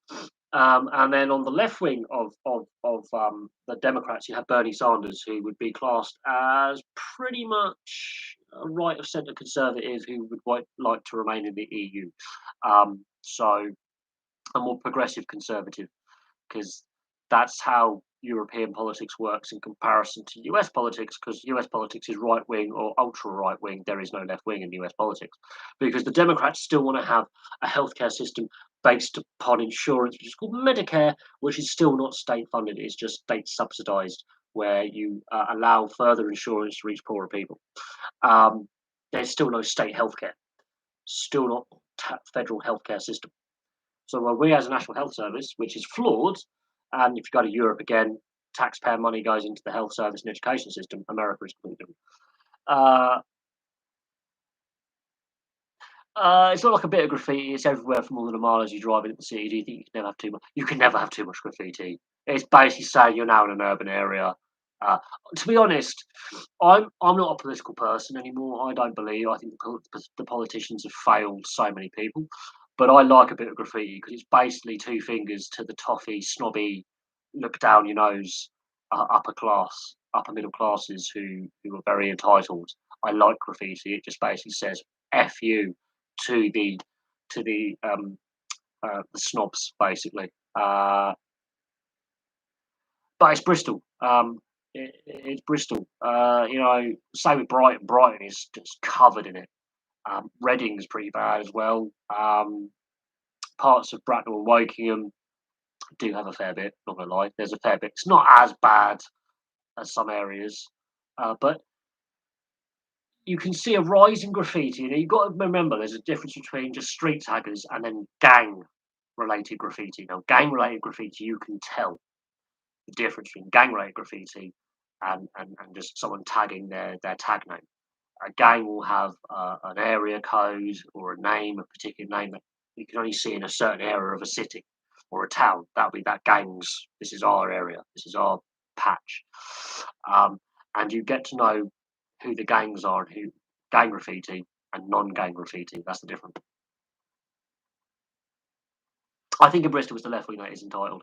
Oh, they are because they're champagne socialists, my least favourite type of left wingers. Because you've got the left wing loons who I just laugh at because they're lunatics who they want to go back to the Stone Age and trade unionism, and they're all racist, but they claim they're not. And then you've got the entitled ones who spend a little bit of time at university, who are middle class and want to be a bit offended on your behalf because they don't fully they cherry pick the bits of the left wing that suits them, but not the nasty bits. So traditionally, the trade union movement is riddled with racism. The left wing doesn't want to admit that, but it is so fucking racist. It's unreal. Um, it's almost ingrained. That's why 3 million Labour voters switched to vote for Brexit and vote for Boris Johnson in the last election because they're racist and they don't like the brown people. Um, Honestly, if you want to go around, I've seen gang graffiti even in the nice leafy suburbs of Berkshire and the Thames Valley. There is gang graffiti. I know what to look out for. I've seen it in Surrey as well. There are certain estates where there is a gang presence when it comes to drugs and violence. Um, so I've seen gang graffiti. Who is a Premier League English player with the toughest upbringing? Oh, that's a difficult one. A lot of the players now go into academies quite young. Marcus Rashford, from a very deprived background in Moss Side in Manchester. I think it's Moss Side he's from. It might be in Salford, I can't remember. But I know Marcus Rashford comes from a very humble background. Jamie Vardy um, comes from a background that when he was a non-league player, he was facing a lot of issues off the field. He was on tag, which meant he couldn't play the second half of games. He had a few issues when he was young. There's one or two, but most of them get scouted when they're at school, um, and they get funneled into the system. I think Joe Barton, as an ex-player, there was a lot of gang violence around him. His brother's in prison for a brutal, brutal ice pick murder. Oh yes, Joe Barton. Yeah, he comes from a very poor background, but now he's obviously football manager himself. There were one or two. One or two. I think Rashford. I think has learned a lot from his upbringing. Um, I think what is it? Raheem Sterling. There was definitely gang violence around Raheem Sterling's upbringing as well. Um, but it doesn't matter. I don't think it matters the background of the player, be it their ethnic background. But yeah, the Rooney family, Wayne and his brothers, they come from a very poor background and a very poor area of Merseyside. Um, so yeah, there's definitely these are players I can think off the top of my head, but I think there's players up and down the football pyramid who come from very, very humble backgrounds or tough backgrounds. I think it's the same in rugby league as well. I'm not the king of sports. Let's please stop saying that. I just I'm a bit dull. I'm not the king of sports. Far from it. I just like talking about it. It gives me something to do in my spare time. It keeps me sane. No, there are talking about players. I think Marcus Rashford has definitely got options outside of football when he retires. Definitely, he could become a politician, work in politics. I think he's definitely got that about him. Um, I think Marcus Rashford definitely post football is definitely. I think he's going to definitely get involved in politics at some point. Probably as a Liberal Democrat more than a Labour or Conservative train of thought. I would have thought it definitely breaks the mould. Um, and some export stars do go into other different careers post playing. We have seen ex sports stars get into politics and do very very well. Others not so much, but some go into politics and give it a go. I mean, Seb Coe, Lord Coe, who was in charge of the British Olympics. He was a member of Parliament for 7 years. I think he became a junior minister under the John Major government. Um, and now he's involved in sports administration. Glenn Lazarus, rugby league player, ended up sitting in the Queensland state government, and then sitting as an independent MP in Australia. George Ware is now president of Liberia. Um, so there's definitely ex-sports stars who've gone on. Manny Pacquiao's running for, I think he's running for president in the Philippines. Um, and is very politically active in the Philippines. So yeah, there's definitely ex-sports stars who do go on into politics and do very very well. Into public service, um, and do very very well. There's others that go into the media and branch out more than just sports media, but go into the media and do very very well. I think Dion Dublin, Ian Wright, he's done a lot of non-footballing media work. Gary Lineker's done a lot of non-footballing media work as well. And then there are others who just fall apart. I mean, Paul Gascoigne is a prime example of someone who hasn't coped without the game and was struggling when he was playing the game. Vinnie Jones is an example of someone I think has done very, very well after playing. Um, but yeah, it's very, very interesting. But yeah, Marcus Rashford does. I think he definitely. I think it is affecting his play. Um, I think Wayne Rooney is a flawed character. I think the media pressure on his life definitely impacted his private life. His brothers seem to be more rounded than he is. They play at lower levels of the game, of course, but they're still professional football players, and they play the game at a reasonable level. I think he's a decent footballing manager. I think he's a decent manager, and I think he'll be a very good coach and a good manager. On a personal level, yeah, obviously his family life's a bit of a nightmare. Of course, his infidelities are well known. Joe Barton, however, you can take the Scouser out of Liverpool, but you can't take the Liverpool out of the Scouser. His background is far more troublesome than Rooney's background. There's a lot more issues with Joe Barton. A lot more issues with Joe Barton, which have manifested themselves into today. Wayne Rooney burst on the scene very, very young, and there was a lot of media speculation about him from the age of like 16. There was a lot of media pressure on him from a very, very young age. He's lived basically his entire adult life in the media spotlight. That's going to have an impact on how you live your life. Joe Barton, a lot of the headlines about Joe Barton are always on the negative side of things. He's one of the not so nice ex-players. And some of his antics on and off the field weren't great. He did go to prison for a while. His brother's in prison. His half brother's in prison for life for a brutal, unprovoked pickaxe attack on someone. Will Gareth Bale play after the season if Wales doesn't qualify for the? I don't know. He's still got time left in his. I think he's got a couple of years left in his Real Madrid contract. He's another player who spent a lot of his adult life in the spotlight. Again, he made his debut at 16 for Southampton, admittedly in the lower leagues, but he's another guy who spent a lot of his adult life in the media spotlight. I don't think enough time is given to prepare these young men and now young women as well for a life in the media spotlight, where you your formative years, your best years of your life, basically, your teens, your 20s, your 30s, into your early 40s. There's a lot of media intrusion into your life, and a lot of cameras in your face. You can't go anywhere. Social media, now you can't do anything. Um, I think that's impacted him a little bit. I don't know what Gareth Bale does post this season. If Wales qualify, he might decide to go for one more year. His career is an interesting one because he's played, brilliant football.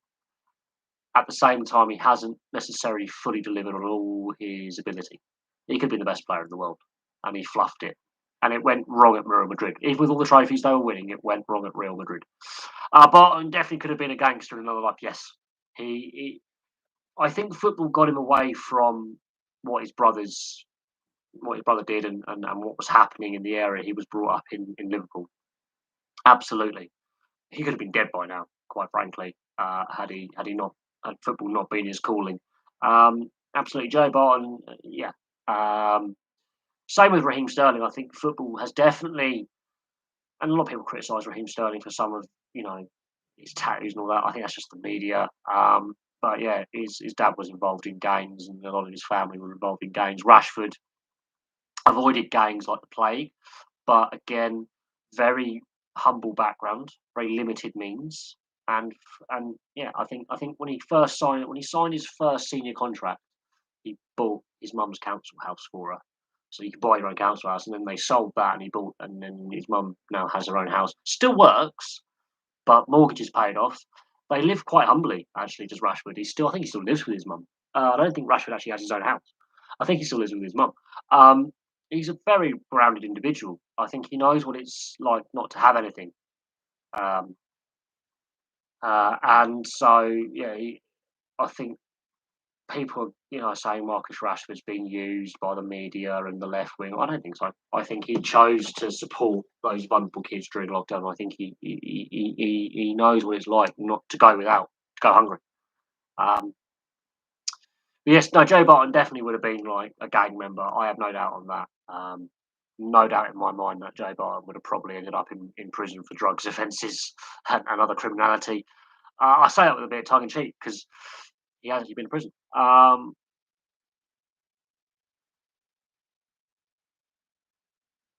That's got to be the FA Cup final goal against West Ham in 2006, where it's 3-2 to West Ham.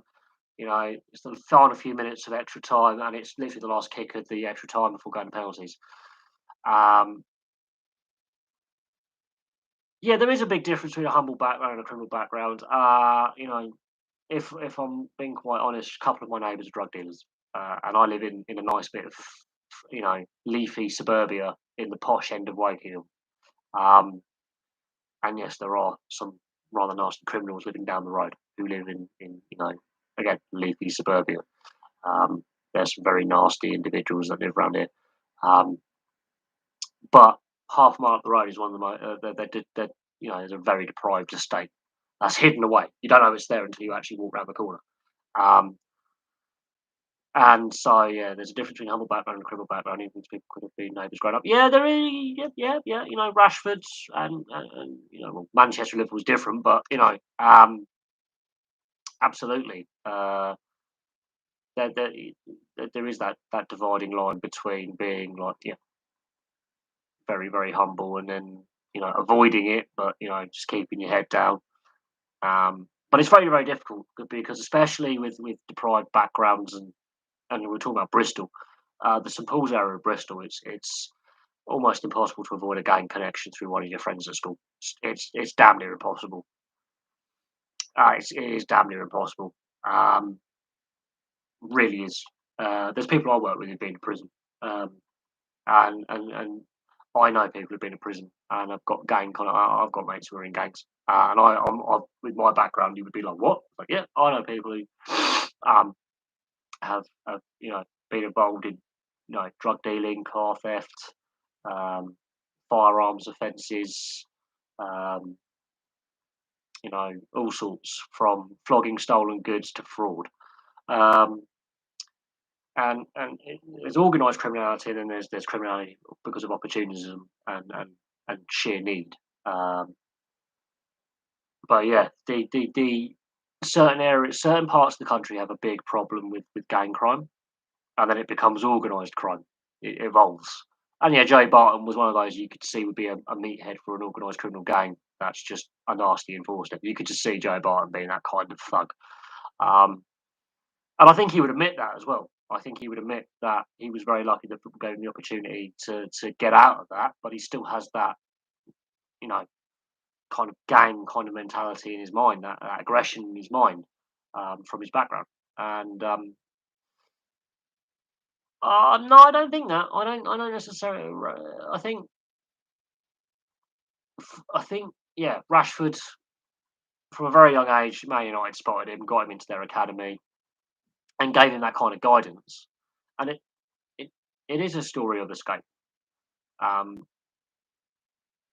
yes, yes. Arsenal playing all in white tomorrow against Nottingham Forest, which they would have been anyway as the away team because Forest play in red as well. Where they're playing an all in white kit. Um, my my cousin used to live in that area of North London where Arsenal Stadium is. He now lives down in Sussex. The family moved him down there. His parents and his sister now live in North East London, near Epping Forest, which is a very historical borough of Walthamstow, which has got its own issues, by the way. But they've moved to suburbia. My uncle's got health issues, but yeah, no, my cousins used to live in that area of London. My cousins are mixed race, and from a mixed background. He's only turning 15. He'll be turning 17 soon, so he's at that age where you get sucked into criminality if you're gonna get sucked in, and he was starting to get sucked in, and he is an Arsenal fan, and he got caught joyriding, and his mate in a stolen car, and yeah, it was just your common petty crime like joyriding, a bit of antisocial behaviour. It evolves. Um, but London's got a massive issue with gang crime, massive problems, and it's spilling out of London into the towns and cities in the southeast of England. And we're not immune to it. We've had a lot of gang related crime in the last 6 months. A lot of gang related killings in the area. I think Joe Barton partly wishes he was a gangster, not a footballer. Oh look, I mean, we can look. We're hypothesising. That's a good word. We're not stating the fact that he wants to be a gangster. We're hypothesising that he might have that. Well, look, I mean, Joe Barton. I think he's got that link to organised crime. You know that he's got those family and friends ties from when he was young to the not so nice side of life. Look, the crime. Reading's always had an issue. Places like Bracknell has always had an issue for a long time, um, and it's been simmering for quite some time. There's been some pretty nasty gangsters who've lived around this area for a very long time. Um, what I call the Berkshire Mafia. Um, there's been an undercurrent of some rather nasty gang related crime for generations around here. Um, and So it's nothing new. But the gangs in London, it is overspilling, and it is having an impact because they're coming into conflict with the gangs here. And of course, gangs are very territorial. As I say, I've seen gang markers on graffiti. You know what you're looking for. If you know what you're looking for in street graffiti, you know what a gang marker is, and I've seen a fair few of them in my job. Um, it is spilling over. Um, the gangs from London are clashing with the gangs around here at street level, and it's to do with the supply of drugs and supply of stolen goods as well. Because it's not just drugs they sell everything. Stolen cars, you know, counterfeit goods, all sorts. It doesn't matter what type of crime you're in. But the street gangs are the ones who have to distribute this stuff. So the dodgy street market vendor to the drug dealer. It is spreading. It's I've got two of my neighbours upstairs are drug dealers. So London slang. Oh look, trust me, like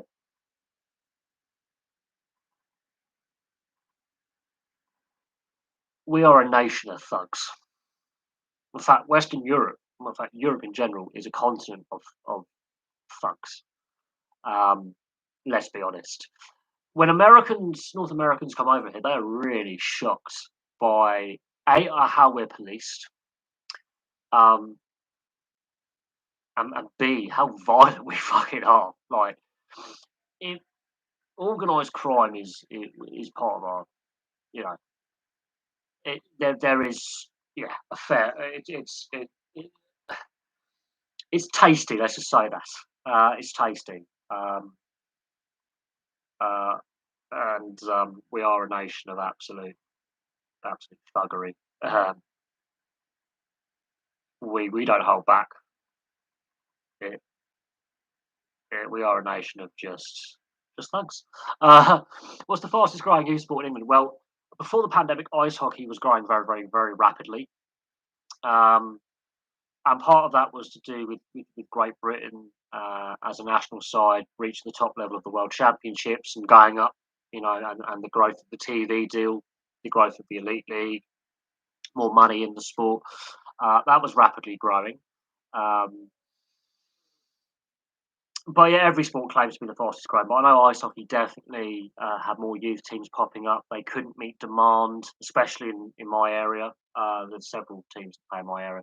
New teams were being formed in the last 5-10 years. So in the last 5-10 years, I've definitely seen ice hockey in the UK grow massively. That I think the pandemic has impacted that continued growth. But before the pandemic, between 2009 and 2019. Well, new rinks have been built. We've got a new one in Leeds, new one in Bristol. Um, Romford's got their new rink. So while the Bracknell rink shut down, 3 new rinks have sprung up, 1 rink lost. It's not a bad return, to be honest. Um, so definitely there is the growth there, and there's not enough capacity to meet demand. That was what it was like before 2019, 2020. Pandemic hits, things have changed. It is a very expensive sport to take up and learn. You have to spend a lot of money to play the sport because equipment costs so much. But definitely, it's um, a fast growing sport. But again, a more successful national side. The domestic game being more successful. I think Liam Kirk getting drafted by the NHL and other British players now being on the NHL radar, I think, is important. We've seen more British players play across Europe. Basketball does claim, yes. I'm yet to see any evidence. I'm yet to see any evidence because the funding post the 2012 Olympics has been cut. And basketball, yeah, basketball is one of those sports that could take a lot of these kids out of urban crime. But unfortunately, what we've seen since the Olympics is a lot of youth centres close, a lot of facilities not meet required standards to be used. Um, and the cost of going to a sports centre and actually getting a slot to play is ridiculous. So yeah, basketball is one of those sports that could take a lot of kids out of crime. But um, your interesting news: Great Britain women's bandy team is the world championship for the first time. Start bandy is one of those sports that again is who knows about it. It's not a sport that is discussed outside of Scandinavia. Scandinavia's got a great professional league set up, so The fact the Great Britain women's team has made it there is amazing. They're going to get battered, by the way. Scandinavia, they've got a very strong bandy. Denmark, Norway, Sweden, and Finland, they've got very, very strong and well financed and well supported bandy leagues that are very well supported by fans. Have good domestic TV deals. They are shown on national TV. They have good streaming deals in Scandinavia. There's a reason why they're the best in the world, and there's a reason why Scandinavian ice hockey players do really well in the NHL. They learn these skills from a young age because they play bandy at school. So you have to bear that in mind culturally. It's a sport that's played as a social sport. Um, I don't know. I haven't heard of it being. It might maybe in Scotland, but I haven't heard of bandy being very popular even in Scotland. So I've never heard of it being played over here. Um, but I can always research, where it's played historically. I know Scandinavia, it's exceptionally popular. It's a forerunner to ice hockey, basically. It's where what ice hockey sort of evolved from, um, and the Scandinavians love it. They love it. So it'll be interesting to see globally what countries have bandy teams and bandy leagues. But again, you've got to have the player base, and if there isn't the player base to do it, and you've only got a limited number of countries that actually play at a professional level, it won't be a great watch at the Olympics. It'll be painful viewing at the Olympics. It really would. It really, really would. Um, you need to have enough athletes playing a sport to make it an Olympic sport. Otherwise, you've only got a handful of nations. The host nation, bearing in mind, has to have a team and has to be able to compete in that event.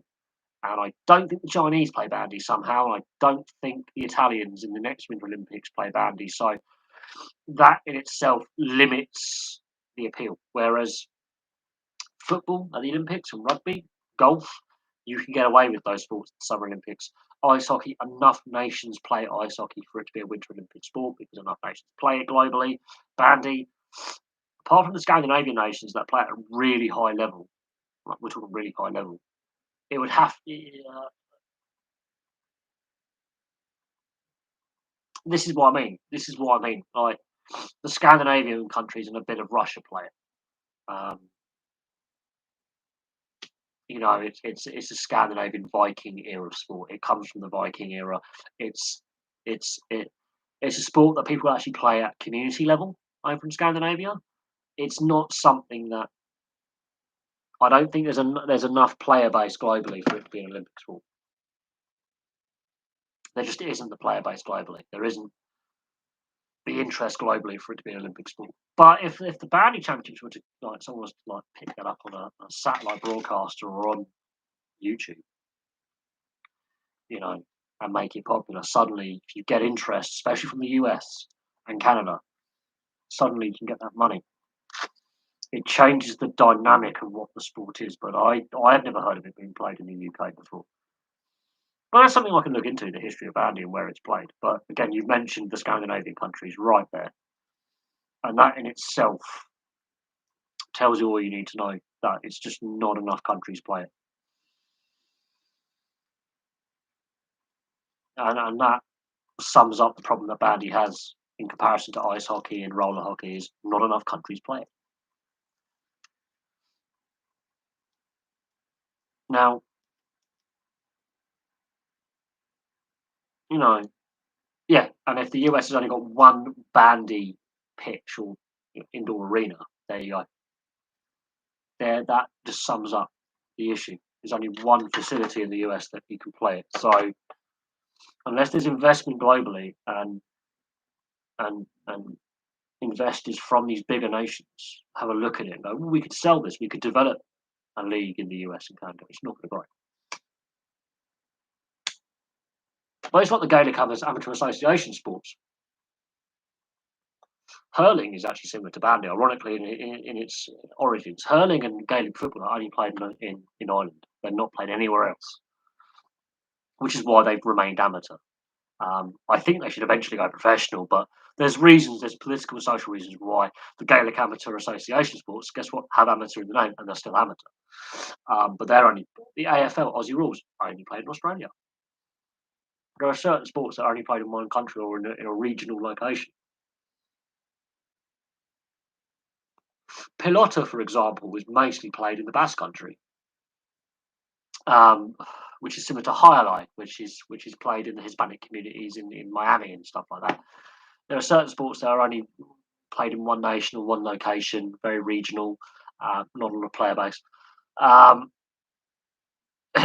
well, yeah, we have a national team, but obviously, I'm assuming that's to do based on students who've been at university in Scandinavia, picked it up. I've got friends who've actually. I've got a friend. My friend Beth went over to university in Sweden on an exchange part of her course. She was at Brighton University and did a university exchange as part of her course, and she's half Swedish anyway. Um, so I'm assuming it's to do with a lot of people who've been students over in Scandinavia on courses, and or have Scandinavian heritage, and part of their Scandinavian heritage is had bandy in their lives because it doesn't seem like a sport that's going to do very well here.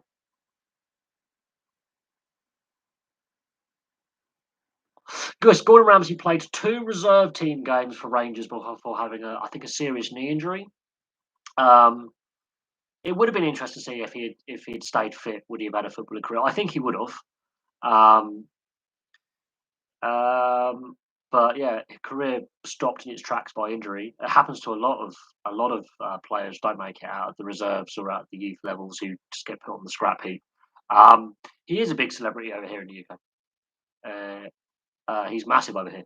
He's got his own TV show. He's got two TV shows. He's got Hell's Kitchen. He's got Gino, and there's a he goes around with two other TV chefs, Gino and another guy, and they do these road trips around Europe and all that, in England and Scotland and the UK, and they've got a TV series which is quite funny actually because it's more than just cooking. It's they're also exploring these countries as well.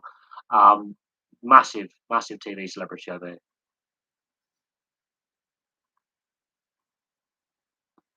Yeah, Gordon Ramsay played rugby. That would be interesting, actually. To be fair, I think he's a bit on the smaller side. He could have been a very aggressive scrum half, fly half, maybe inside centre. He's definitely got the aggression, I think, to be a very good inside centre, um, and the build. Um, definitely, he's very committed and very passionate about what he does. But away from his business, he's actually a very humble individual. He's very laid back. But when he's chefing. He's exceptionally passionate about what he's very energetic, passionate about what he does. So if he had, chosen rugby, or if football hadn't ended his career, if he hadn't got injured playing football, I think he would have been a very aggressive player. Absolutely, a very aggressive, committed player. Um, he comes across as that kind of leader in the dressing room kind of player as well. He may not play every game, may not be the best player, but would definitely be holding no prisoners and would be holding his teammates to account. Um, if they weren't playing well or if they were not playing well but putting the effort in, he would back them up saying you're putting the effort in. But I think he wouldn't hold any punches with a player not pulling their weight, not buying into the system. Possibly even a blind side. Definitely a very aggressive player.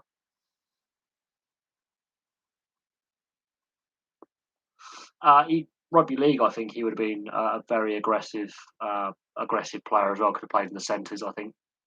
Could have played as an change forward, impact player. Um, But ice hockey, imagine playing ice hockey. I think he'd be throwing the hits. Be a great two-way centre, I think, with his build. But he comes from a sporting background, and he's taken, you know, that into his current career as a chef. Yeah, I think he could have been a very good manager or coach because he's very good at managing his restaurants. I think yeah. It's a shame that he's lost to sport, but the service industry, the hospitality industry has gained him basically. Um, but it just shows you can have a career after sport. If it doesn't pan out, if you have the right mindset and the right grounding, you can obviously go on and do other things outside. But a lot of people don't realise he played a couple of games for Rangers reserves and was in their youth setup. A lot of people don't realise he was had his career ended very. He's only I think in his early 20s when he did his leg. Um, I honestly think he'd be terrified to play against. I think he would have been absolutely terrified to play against. I think he would have been brutal in the tackle, very physical. I think he would be very very terrifying to play against in any sport.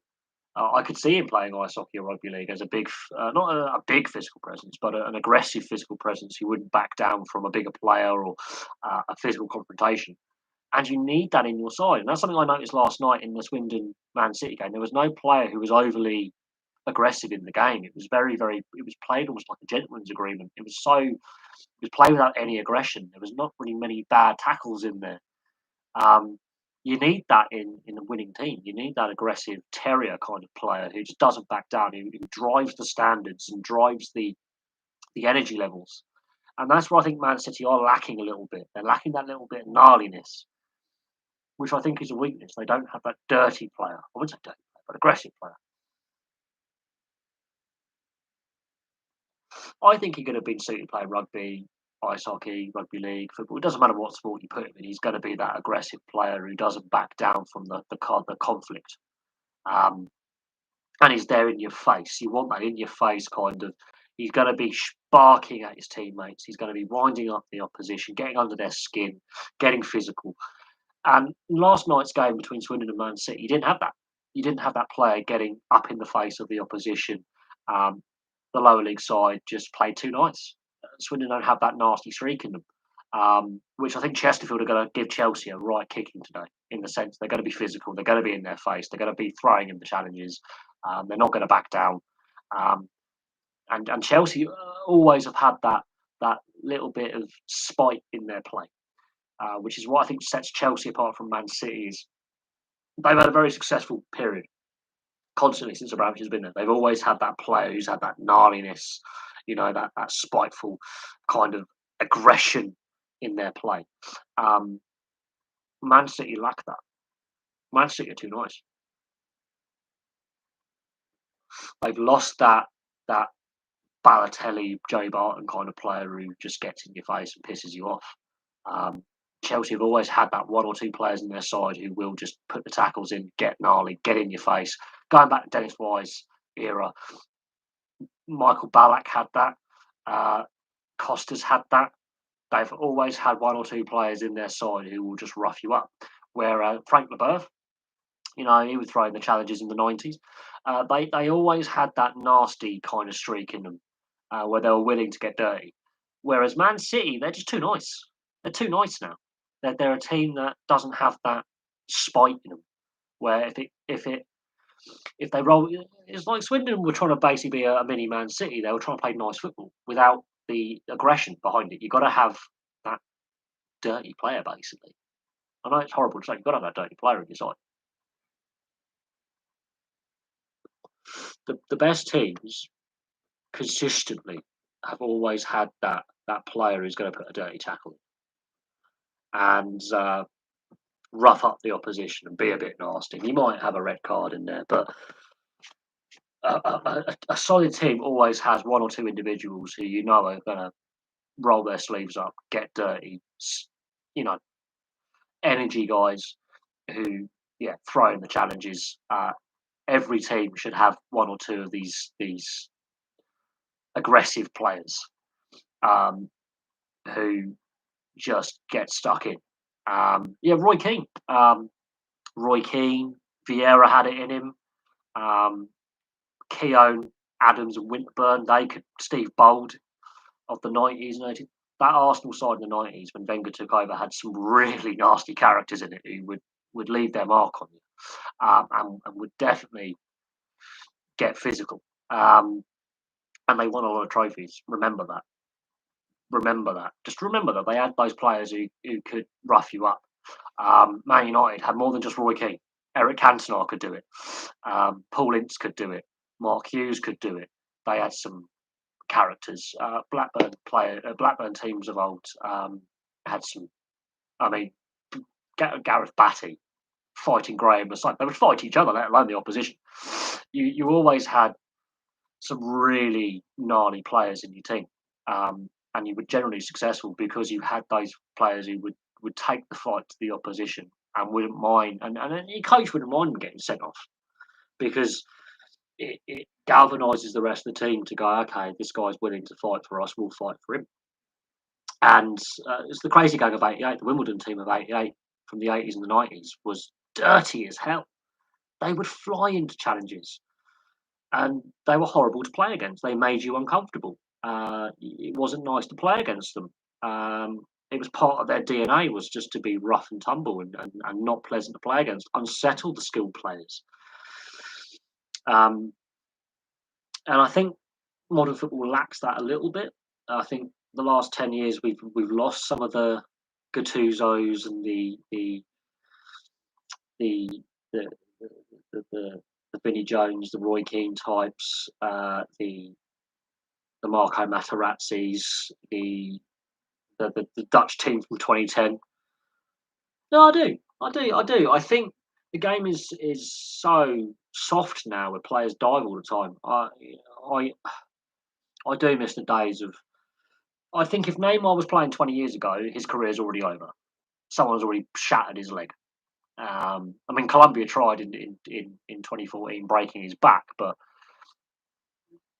Neymar doesn't get away with his antics 20 years ago, even 15 years ago. He's kicked off the pitch. They don't give him a chance to dive because they've taken him out. He is done. He would very quickly lose that arrogance about his play. Um, he wouldn't have lasted 20 years ago. Um, that's why those skilled players 20 years ago used their skill to get out of trouble, but then also could throw in some. Luis Figo, one of the greatest midfielders ever, in my opinion, ever. He could throw in a tackle. He could tackle. But still one of my skilled players ever.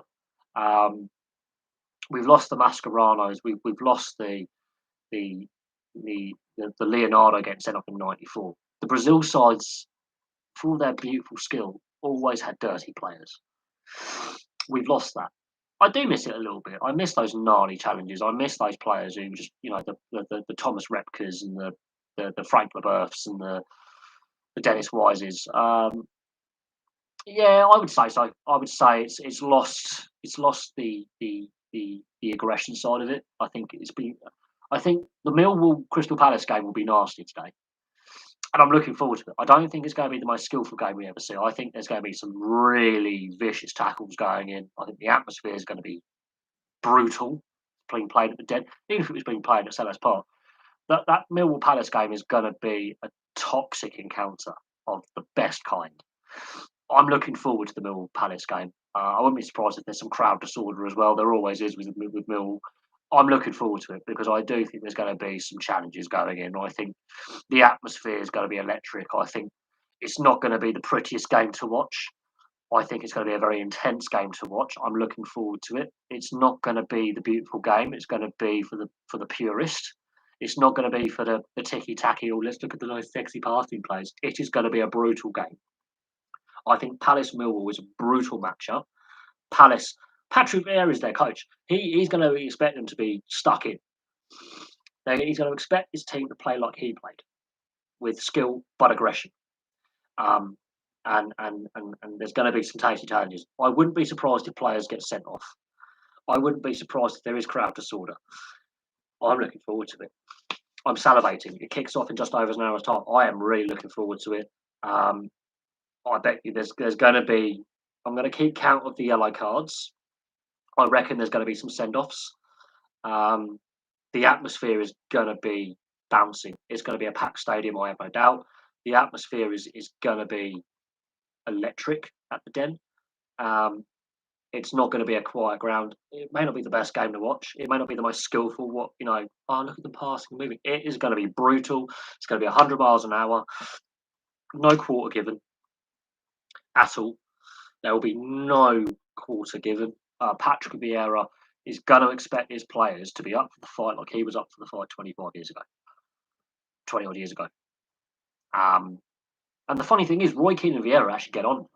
It's like Wenger and Ferguson are friends now since they've retired from the game. They talk regularly, they keep in contact. It's like when Wenger retired, Ferguson gave him, when Wenger announced, the last time he went to Old Trafford and Ferguson came out with an award for him. Same with when Ferguson retired.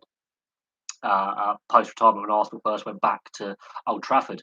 They got Ferguson out on the pitch, and Wenger, gave him a lifetime achievement award. Um, great rivals can actually be great friends post-retirement, but when you're playing against each other, you don't like each other very much. But you have that mutual respect. I think that's what Vieira and Keane have. Is they've worked together on ITV in Champions League and World Cup and Euros, broadcasts. They've worked together. It's really fun watching them in the studio as well. When Vieira was doing a bit of TV presenting, it was quite fun when he was sat next to Roy Keane. They had some very funny moments when they're talking about their memories of Pizzagate, as it was known, the bust ups in the tunnel, the bust ups on the pitch. You know, they have a mutual respect because they played the game in the same way. They were hard men, but they were skilled men as well. Roy Keane had a bit of skill about him. He was a great energy box-to-box midfielder. Vieira had that bit more skill, but at the same time was just as committed in the tackle as he was in creating the play for his teammates. Energy guys in midfield. These days the tough kids want to play rugby. They want to play ice hockey. They want to get they like the physical contact sports. This is where rugby league needs this World Cup this autumn to be a success. And I'm going to do a video. Was it the right decision to delay the World Cup by a year? If rugby league is to really grow, it needs a successful World Cup. In hindsight, it is the right decision delaying it by a year, but at the time it could have been handled better. We didn't know what was going to happen over this autumn and winter with the new wave of COVID pandemic. But yeah, I look at it, and the kids that I think there's definitely a trend, but I think rugby's got a bit soft as well. But again, I do understand we have to look after the player welfare, the head contact. There are ways to improve it. It's called improving tackle technique. You don't need rule changes. You just need to improve the tackle technique, and that's where I think the coaching in rugby league and rugby union is failing. They need to get the tackle technique right. 20 years when I was watching the women's rugby in the autumn, I was really impressed with their tackle technique, their clear out, their ruck, their maul. It was like watching rugby 20 years ago in the men's game. I hope the women's game keeps along that trend of playing the way the men's game was played 20 years ago. I think the men's game can actually observe the women's game. I know it's different physicality and different physiology, but the tackle technique is brilliant. The women's tackle technique, when I was watching those games in the autumn, the tackle technique, and I was bringing this up, regardless of the quality of opposition and the scoreline on that, the tackle technique was so much better, so much better, consistently. In the autumn tests a couple of months ago, consistently the tackle technique was better. The ruck and maul was tidier, and was and their technique there again, joining the ruck, joining the maul. It was when they got it wrong, it was very obvious they got their technique wrong, and they were rightly, pulled up for penalties and yellow cards and such. But there were very few bad tackles that I felt were bad tackles. In the men's game, I look at it and I'm going, well, that's a miscall, that's a miscall, that's a miscall. For calling it by the book, several high tackles. Because both codes of rugby has allowed the head high contact for too long, and the contact above the collarbone is what I call it. You want to hit him here where my logo is. That's where you want to hit, and you will dislodge the ball. You will stop the momentum. You want to hit him between the knees and the collarbone. That's the meaty bit. That's where you stop the opposition. And there's been too much grappling around here, around the neck and the neck roll. But I know they're trying to clamp down on it. But for 20 years, the technique has been going higher and higher and higher and higher and higher. And the two-man tackles, you rarely see man-ball tackles anymore where it's one-on-one. They're the best tackles to watch, because if you get your technique right and you drill the guy, even if he's trying to pass the ball, he will rush the pass, which means a knock-on is going to happen, more likely than not, or it's not going to go to hand as well, which disrupts the play, disrupts the momentum, and you drill your opponent, and you take a guy out of play. And if it's a dominant tackle and you get front foot, you can turn the ball over. Oh God, American football. Trying to compare the physicality, it's shocking. There is no wrapping. There's a lot of leading with the head still. Full-on shoulder charges, which I wouldn't say is necessarily the worst thing in the world. It's where they're hitting with the shoulder. The tackle technique is shocking.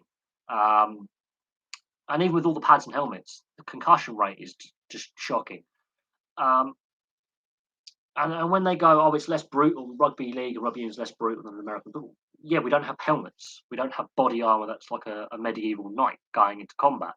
And I look at some of the big hits in American football, and it is, you can hear the contact. You know, when you've got basically body armor on, and you're flying in with basically just all you do is make contact, and as soon as you make contact and you're still contacting on the floor, that's a tackle. Putting there, some of the hits with the shoulder, where they're just dropping the shoulder and leading the shoulder and the head. I'm not surprised that defensive players are getting injuries and concussions and shoulder injuries and back injuries and pec injury. The guy being tackled is he's getting hurt, and the blocking as well. They're leading with the head. It's like the lack of tackle technique, and it's also there's a lot of spear tackles in there where you're just tip tackling them, and it's not called as a penalty as foul play. But if that's rugby league or rugby union, you're getting 10 minutes, or you're getting sent off, and you're getting suspended. So there is a lot of neck injuries. There is a lot of head injuries. It's definitely something which is noticeable in American football, especially in the last 30, 40 years. If you go back and look on YouTube at all the historical, footage of big hits, the hit compilations that people put up, there is no attempt to wrap the arms. There is no attempt to control the opposition player being brought down safely. It's you flatten him basically, and it's a short, sharp, powerful bursts. Whereas ice hockey, rugby league, rugby union, you constant movement. You're constantly moving. And ice hockey's got some brutal hits as well, and they're trying to get the head contact out. Deliberate head contact, I think, should be lengthy suspension. Incidental is going to happen. It is going to happen. It's all about body positioning and timing. And I've looked at the 10. I've looked at some compilations that people put together, cobbled together, and God, what was legal 10, 15 years ago is terrifying now. Generally, what was classed as legal then was shocking, brutal sport. But I look at it, and I look at the contact area, and they're leading with the. This is when I look at the men's rugby union. I look at Lee Halfpenny, for example. He tackles with his head. Like, how is Lee Halfpenny still playing? Like, how is he still? How is he not? Giving himself permanent brain damage. I believe he probably is going to have problems in about 20 years' time, where he's showing signs of Parkinson's or dementia or CTE, because his tackle technique is atrocious, absolutely atrocious. George North, his tackle technique is ridiculous as well. He can't tackle. He's a big bloke, he's powerful. How many more concussions is he going to take?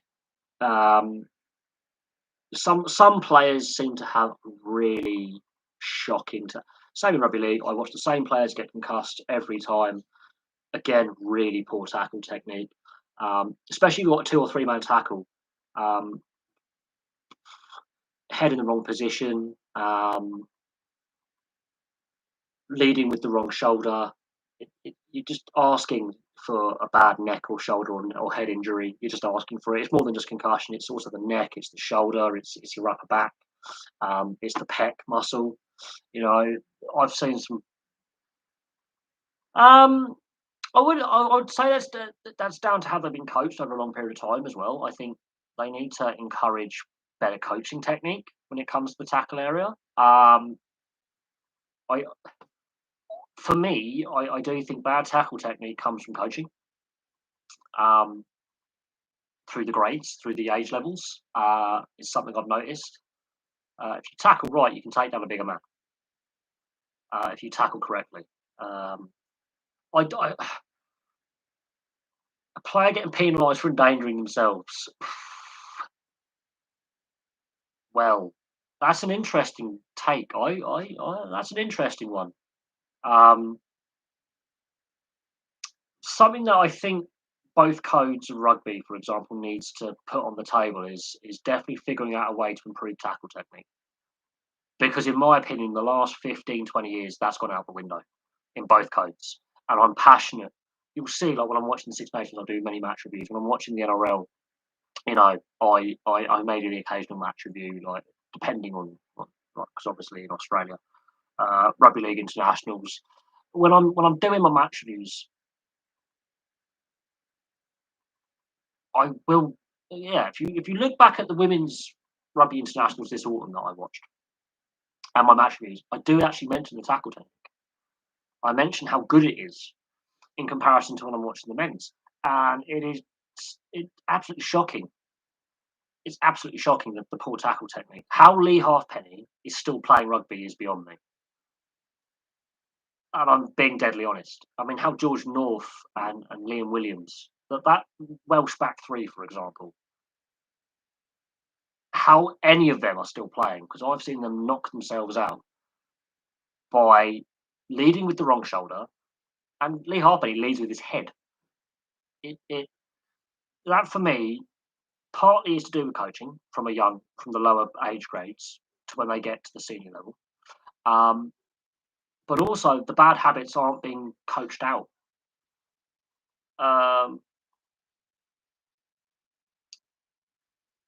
But the US women still have the right tackle technique. Like you could say we thrashed them apart, which we did. But again, I am looking at the tackle technique, and I do think there is a coaching element to it. It's the same with scrummaging as well. There's a reason why the scrum is a mess in rugby. And the women's game, again, the scrummaging technique is better. For whatever reason, less reset scrums, winning against the head, actually hooking the ball. Amazing, that. It's like going back 20 years. I do think the last 20 years, with the change in the physiology of players and going after bigger is better, and the players getting bigger and bigger and bigger, and the game getting faster and faster, I do think coaching is at fault with the poor tackle technique. We used to have tackle drills at school, and we were always told to lead with the dominant shoulder. So if you're right side dominant, you lead with your right shoulder and you wrap. If you are going to lead with your least dominant shoulder, again, remember your head position. Lead with the shoulder, bang, wrap. Don't put your head like that and lead with that shoulder, but get your head across. Always get your head to the side. Never put your head across. So if you're right shoulder dominant and you're going across the player, lead with your left shoulder. Just if it's a weaker tackle, just wrap the legs, which is what I used to do. So if you know you're right shoulder dominant, you get your right shoulder into them, you at the arse cheek there. Don't put your head across and try and lead with that shoulder, because then you're not hitting them, you're crushing your own head into your shoulder. So basic tackle technique, you lead with the shoulder first, and then you wrap your body. So if the player's going that way across you want to put that shoulder in. If the player's going that way across you, put that shoulder in. Yeah, I see so many players, the players coming from this side, leading with that shoulder. And what's going to happen to your head? It's going to get bashed that way. It's going to get ripped. You've got to turn your body in. If they're going to come, you just turn your body in and wrap them. Always have your head to the side of the body, not in the way of the target, to the side of the target, because then you could drive, pick or drive. Yeah, behind the player or to the side of the player. So if you're going to lead with this shoulder, don't put your head in the way. Because if you're going to drive through that shoulder and you've got your head like that, you're going to break your neck. Yeah, if the player's coming across you like that, you put your left shoulder in and you just go for the legs. If you know that you're not left side dominant, you're right side dominant, you have to adjust the tackle technique. And that's where the practice with the tackle bags and tackle drills, which are done at half pace, prepare you for full bloody contact. I do think, yeah, there is a coaching flaw there. Clubs being fined, I don't know. I do think what you're suggesting is outside the box, definitely, and it's worth discussion. But yeah, we're seeing so many players getting concussed by bad tackle technique. And it's not the player they're tackling, it's them themselves. And then when you got the bad tackle technique where you're going in too high, yeah, again, tackle technique was drilled into us at school, properly drilled into us at school. From from about the age of 10, 11, we were on the tackle bags. It was drilled in.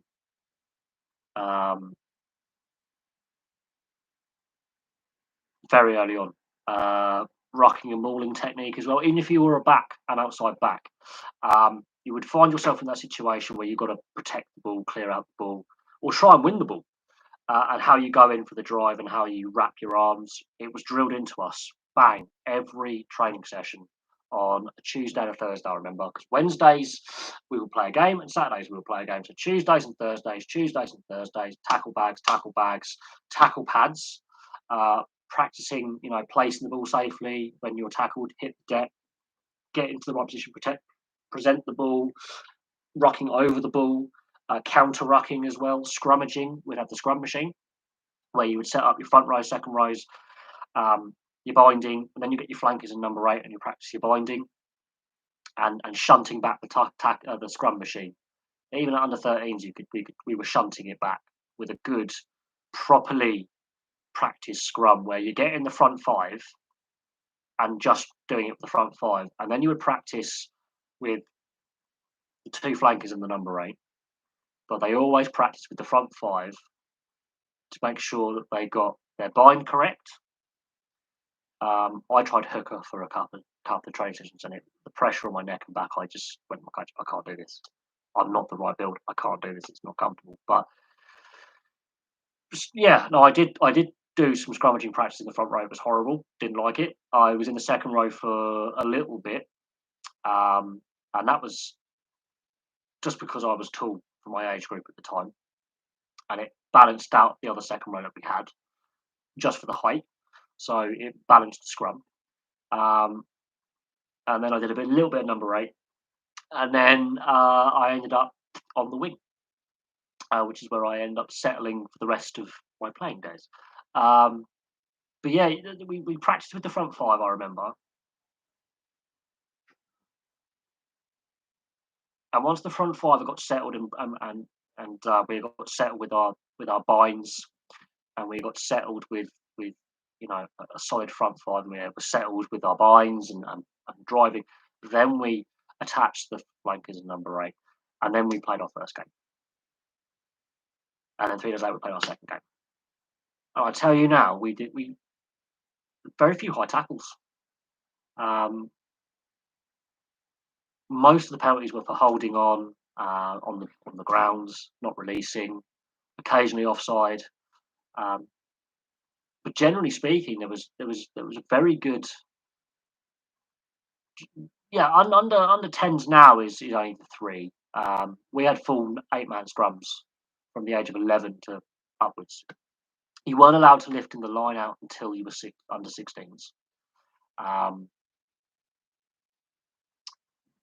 So yeah, they definitely brought in, as you go up the age levels, okay, you're now doing more technical lifting in the line out. The scrums get a little bit more brutality in the front row. So there was definitely a progression through the age grades. Well, I stopped playing when I was 16 and came back to rugby when I was 20. And yeah, it was, well, I wouldn't say massively different, but obviously we're men now and you're bigger. And the contact hurts more. And I noticed going up from under 17s basically to the adult game, high tackles were a thing. The tackle technique had disappeared. And that's something I noticed between the youth, school level. Some of my schoolmates were in rugby academies. To when you hit playing senior level, the high tackles come in.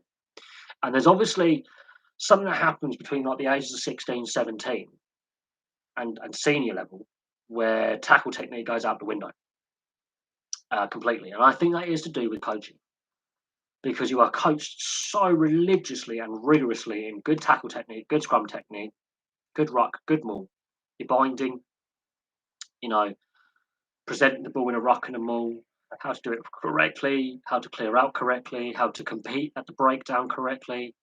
Um, Something happens between under 18 level and senior level. Something happens between school grade and maybe early university, like, grades, and senior professional rugby. Something happens between the end of youth level and senior level where the coaching disappears, the tackle technique is horrific.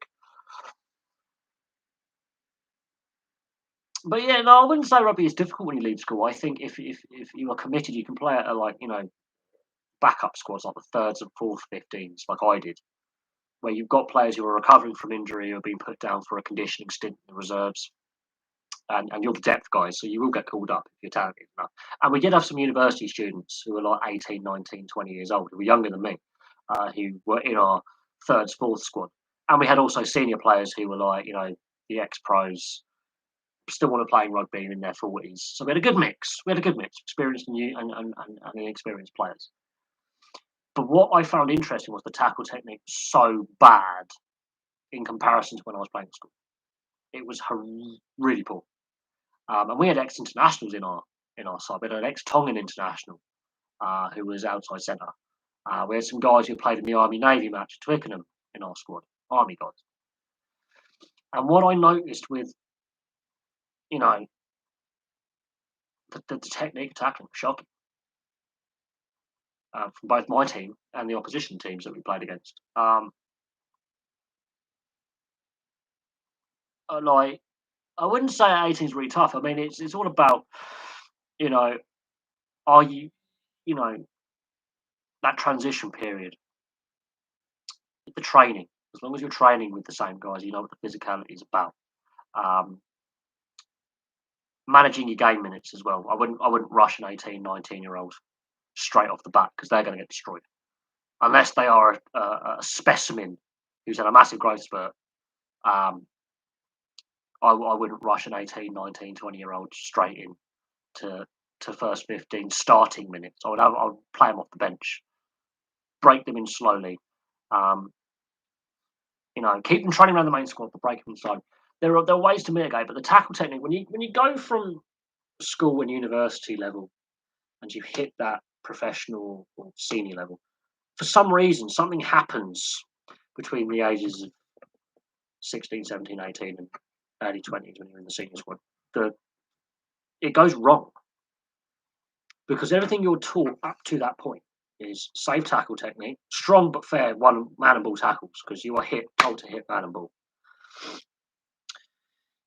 How to protect the ball, stripping the ball, rucking, mauling, scrummaging. Everything is taught properly, and then you get to here's your youth level. You're going up. You get to 16. You're now allowed to lift in the line out. Get to 18. If you're good enough, you're already in an academy, right? You're already being groomed. The big teams are grooming you to get you into their main squad. They're looking at you. You're showing you're really, really good. And you do it very, very quickly. You're already around, say Saracens or Harlequins, London Irish, Wasps. You're already being looked at by the big teams. Some players develop a bit slower. They might go to the community rugby club and play in the lower divisions, get a bit of experience, get scouted later on, but still they're playing senior level. Okay, less intense, but senior level. Something happens with the coaching when it comes to the tackle technique, the scrummaging technique. Either the players are getting too big now, because when my cousin, he's a few years younger than me, and I don't talk to him anymore, but he was being told to bulk up, bulk up, bulk up. And then he didn't play for a year, he didn't train for a year, and he basically became obese. All his muscle turned to fat. He was really overweight. And from the age of about 14, 15, he was being told to bulk up, bulk up, bulk up, bulk up. It's like, what happens if he has that shoulder injury or that knee injury? He can't play anymore. You just told him to gain all this weight, all this mass, muscle mass that he's not going to train. Because I know what my cousin's like. He's not committed to something. He's lazy as fuck. And yeah, he ballooned to about he's the same height as me. He's double my weight. He ballooned to about 23 stone, and he wasn't playing. He wasn't training, and his blood pressure went up, and his cholesterol levels went up, and his BMI, his body fat level index was shocking. He was technically a beast. He was not in a good state for a good year or so. He got really his physical health was not great, and because he'd stopped playing, he took a gap year. He didn't go straight from school to university. He took a gap year, and he wasn't training. He was traveling, and his weight was the muscle turned to fat, and he'd been told for the previous 3 years to bulk up, bulk up, bulk up, get bigger, get bigger, get bigger. And he did one training session with me at the local rugby club, and he was destroyed. He was so unfit, and he goes, "I'm not going back." I said, "Well, you want to get fit, you want to keep fit, you want to keep doing this." I was the one who kept doing it, and I had my injuries. Don't get me wrong, I had concussions, I had torn muscles, knee problems, did my ankle, did my neck, did my shoulder. But my cousin was blowing. I was blowing because I'm a heavy smoker and a heavy drinker at the time, and I still am. Still am a heavy smoker. But my cousin he was struggling. He did one training session, didn't come back. And I was like, "Really? You're a rugby fanatic, didn't come back." He's lost his love for the sport. He played at university, and then after university, he stopped playing. But there was a period where, yeah, about 10 years ago, his health, Jesus Christ, his weight ballooned. He'd been told, yeah, almost bulking up, and then he stops. And he stopped training and he stopped playing for a year, and he was in serious trouble. And when he went to university, he went Durham, and he got his fitness back, and he shed a bit of weight, turned his fat back into muscle. Um, and he obviously went to university, played for the rugby club at the university and all that. And he didn't kick on, which was a shame because he was a very talented prop, and he was also ended up being a very talented outside centre as well when he slimmed down a bit. But he, yeah, he had this great joy of the sport as a kid. Um, took to it like a duck to water when he first picked up a rugby ball. He was a late bloomer to the game, and all through his school years, he was obsessed. Always made the first 11, first 15. Sorry, always made the firsts. And that gap year, and then his post university, he hasn't kept up playing, and he could have been a professional rugby player. No doubt in my mind.